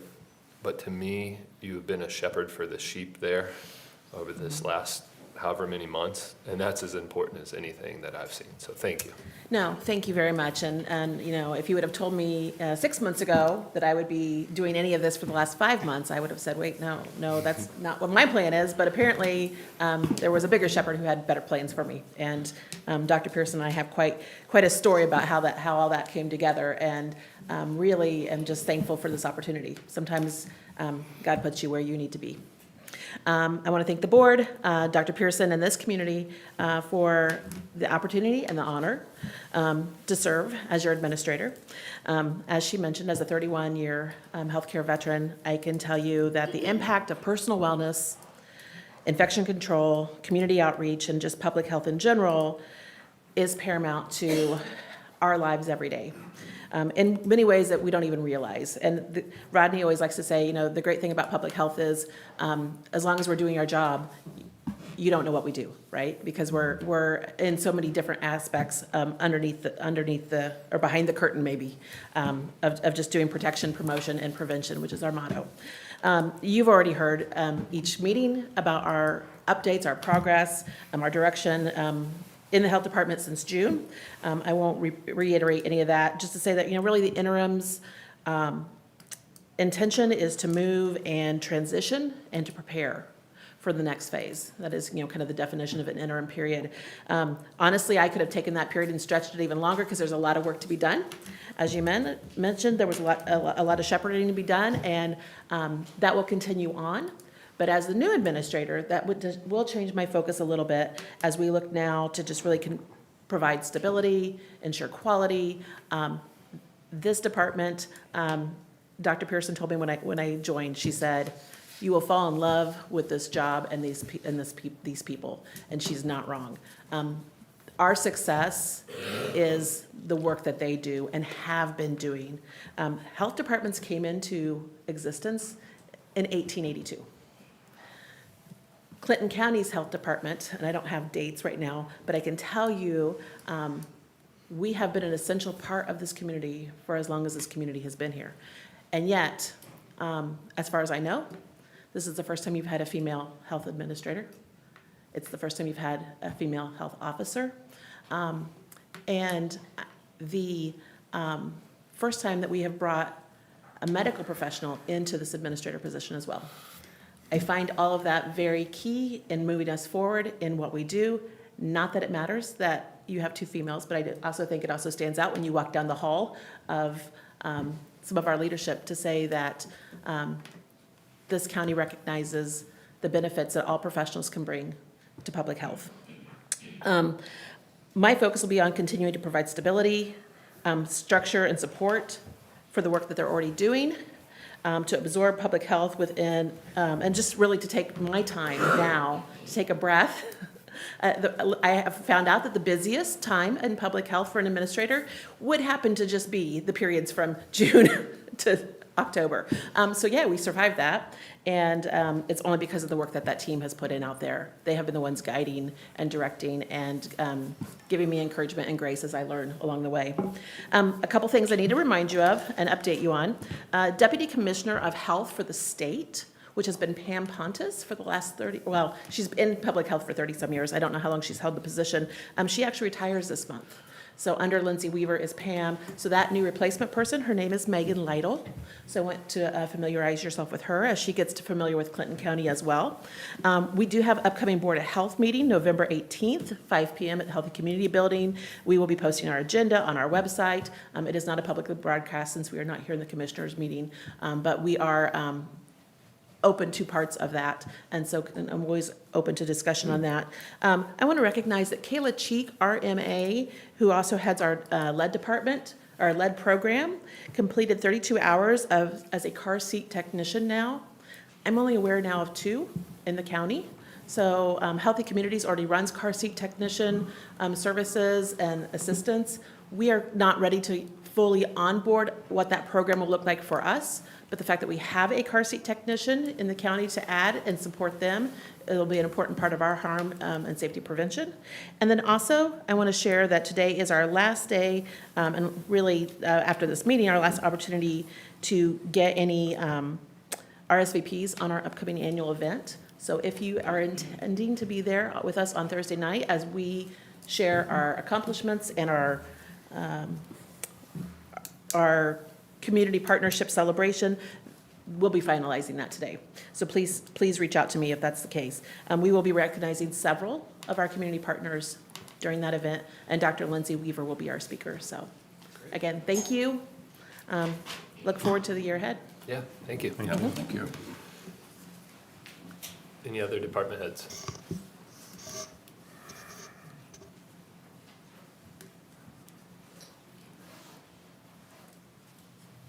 Morning. Good morning. First, I just want to talk about what we've done the last month. We have done 2 different active shooter trainings, same teachings, just in 2 different areas, one in Rossville. So I want to thank Dr. Hanna for allowing us to utilize his school and help us prepare for a response there. And also then this last weekend, we completed it at Suncrest Elementary School. So I want to thank the Frankfort School Board for allowing us to do that as well. It was very important for us. We learned a lot. Learned a lot about what we didn't know, and I think we're a lot better prepared today if that tragedy were to ever occur. So, what's unique about Clinton County EMS is we are going to be the agency that responds to every single school system if a tragedy like this occurs. Whereas if a tragedy occurs in Frankfort PD would be the primary response, Frankfort Fire, Clinton County EMS. Obviously, the sheriff's office would respond as well, but it's more of a mutual aid response, whereas we're going to be the primary responder for every school. So something that our team talked a lot about from some takeaways is we need to be better prepared and more knowledgeable of every school we have in our county. And then also we need to ensure that we're recommending best safe practices for those schools. And so I think what's going to be really important for us as a community is we head up a task force, or whatever term you want to use, a committee between the sheriff's office, the police, Frankfort Police Department, Frankfort Fire Department, Clinton County EMS, Indiana State Police, and we sit down and we hash out a standardized county response for how we are going to walk through the doors of each school. So that's something I'm going to be recommending and would love some additional input from the elected officials. Speaking of agencies, I want to thank Renee's department with Central Dispatch. They did a phenomenal job of answering calls. We actually had students call in with scripts and tried to simulate as stressful of a response as we could. I know that you had a new employee on their very first day the last time, so that was thrown into the deep end. But I just want to say thank you to your department. So, yeah, that was the last month that we've done. The next point that I want to discuss is we kind of have 3 offers on the table, and we need to start making some movement towards a decision. So currently, Indiana University, or IU Health Frankfurt, is our sponsoring hospital. We received notice at the beginning of the year that they were going to terminate our pharmacy agreement. A lot of conversations ensued following that. They paused that. And then they came to the table with a 70% increase offer. So we reached out to Ascension. Ascension said, hey, we would love to have you. They have sent us a contract offer that we've had for 2 months. IU responded and said, well, hold on, before you make a decision, please hear us out. I just received an email last week that they have now redone all of their pricing agreements, and they're looking at a 15% increase. The Indiana Department of Homeland Security has also offered us the opportunity to go independent with a waiver. So we would practice as our own entity without a sponsoring hospital, which is currently required by the state. So I think, my recommendation is that we schedule a meeting, and we sit down, we review the terms, and we have a meeting to make a decision that is in the best interest of the county moving into the year of 2026. So that would be my ask and my recommendation, if we could do that over the next month. Okay. Looks like a plan. We'll get it on our schedule, and obviously Tom will have to be involved, so. Absolutely. All right. I think there's a lot to talk about. Okay. So. Anything else? Nope, that's all I've got. All right. Oh, actually, one more, sorry. Our 5 paramedic students passed their final exam, both their psychomotor and their written exam, and so they have started their capstone phase. So. Good. Yep. Fantastic. Right. Thank you. Thanks. Thank you, Steve. Thanks, Stephen. Anyone else? Renee? So kind of echo, I appreciate Stephen including dispatch in our training. It's important for all of us to be able to train and continue to learn. We do have some newer dispatchers, so that was a great opportunity for them to kind of learn and see and hear those things. We also have been participating, the firefighter 1 and 2 class has still been going on. They've been doing training out at our public safety training center. They were doing some fires, and they were including dispatch as well on those trainings with the fire. So again, it's just an important tool for all of us to continue to learn and practice. Did want to tell you, I did attend the EMAI conference for a week. The first 2 days, I attended the pre-conference classes, public assistance and damage assessment. They were excellent classes.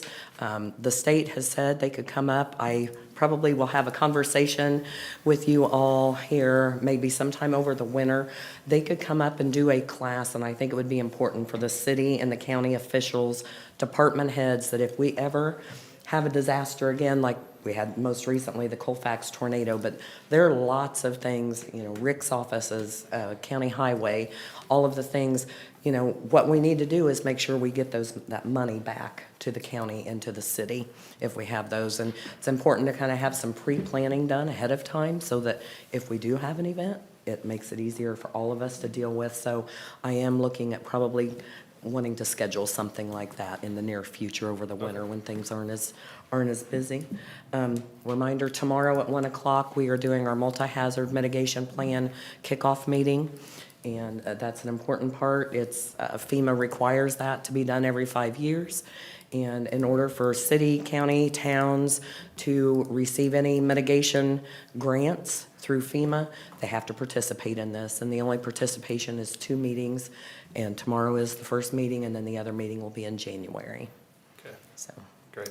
I don't have anything else. Okay. Thank you. Thanks, Renee. Okay, Thank you. Anyone else? I'm going to take Commissioner Weaver up on his recess real quick because I drank 2 bottles of water, and then we'll come back with the sheriff. How's that sound? Can motion to recess real quick? Motion. Second? Yeah.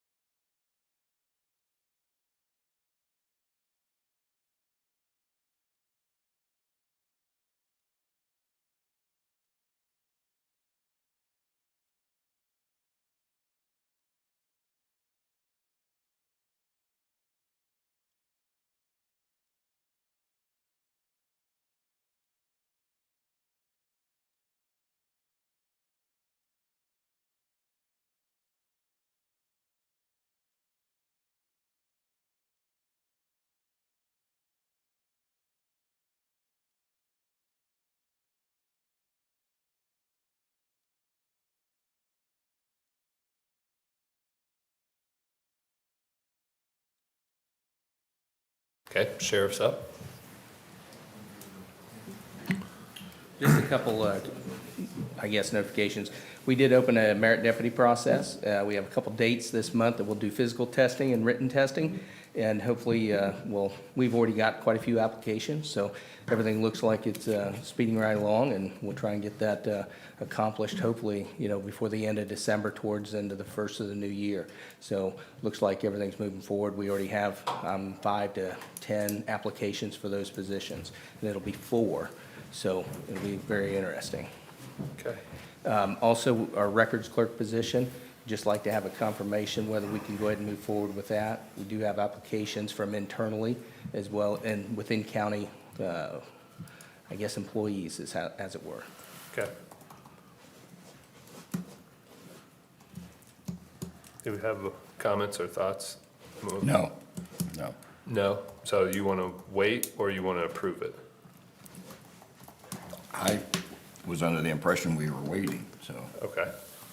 And I'm just somewhat lost as to where we stand with that. Well, our records clerk position, it is, absolutely, it takes the monies that are coming in from inmate and everything else, and it is a very hefty job. And we have one other person she's basically doing 2 jobs right now, trying to keep up with that. So I would greatly appreciate if we could move forward with that process, and we also worked with council to get rid of a part-time position that was not filled to help save a little money on the budget overall, and just go with the records clerk and not a part-time position as well. So it'd just be one person instead of the part-time and full-time.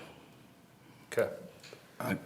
I'm just somewhat confused in that, the answer was no, and then all of a sudden it got posted without being here. So it kind of bothers me that we said no.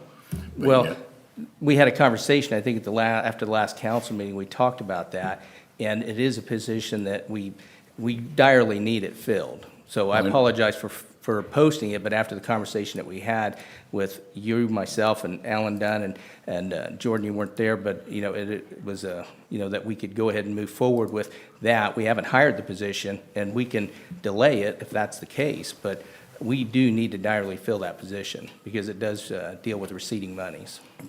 It's not the position, it's the fact that, initially we said no, and then all of a sudden it's posted even though we said no to begin with. So it bothers me that we post it when the answer was no to begin with. Okay. Am I missing something? Nope. Once we have true movement on the merit deputies, I'll be willing to consider it at that point. So Thank you. Yep. Okay, anyone else? All right, we'll move on to commissioner reports. Any reports from you? No, I've got a couple quick things. Yep. Obviously, the move's pretty much done on this side. I want to thank, first of all, Jerry for obviously doing a tremendous amount of work and piecemealing things together and so forth. So, we have a lot of departments and a lot of employees, and I think she spoke to all of them all the time because this wasn't right or that wasn't right or the trash cans weren't here or whatever. So she did a lot of holding hands, and I appreciate her efforts. And then I appreciate everybody's efforts in the move itself. It went very well. The 2 men in a truck did an outstanding job, and at the same time then so did our employees. So I would hope that we could pass on to all of our employees the thanks for going over and above and beyond on all of them. So there wasn't anybody that didn't really roll up their sleeves and stuff. So, it was a monumental task, and they did a monumental job. So I appreciate their efforts. I echo that. I think that it all went so smoothly, and they were even, there was just constant wagons going across the street, and they did a great job, and we're still getting some bugs worked out, but I think it's working out great. Okay. I'll be short, I don't have anything. We'll move on to our board business. We have claims, October 31st in the amount of $42,114.99. Another one from the 31st of October in the amount of $1,502.79. a biweekly claim from November 4th in the amount of $274,024.22. And lastly, a court claim from the 4th in the amount of $16,158.24. Entertain a motion to approve claims. Motion to approve claims. Second. Motion carries 3-0. Next, we have payroll from October 17th in the amount of $593,970.71. Motion to approve also. Second. Motion carries 3-0 on payroll. And lastly, we have our minutes from our previous meeting on October 21st. Motion to approve the minutes. Second. All right, motion carries 3-0. Our next meeting will be November 18th. That's also the day of the open house. This is kind of our unofficial opening of the building, but we will have an official opening, let people get adjusted, some of these bugs worked out, those type of things. But that will be 8 a.m. 8 a.m. Before our commissioner meeting on November 18th. So everyone from the public's invited. This is, as I said from the beginning when we went down this path, this is your space, right? So come take a part in it and see what we have invested in our community. So I'll entertain a motion to adjourn if there's no other business. So moved. All right. Second. Thank you.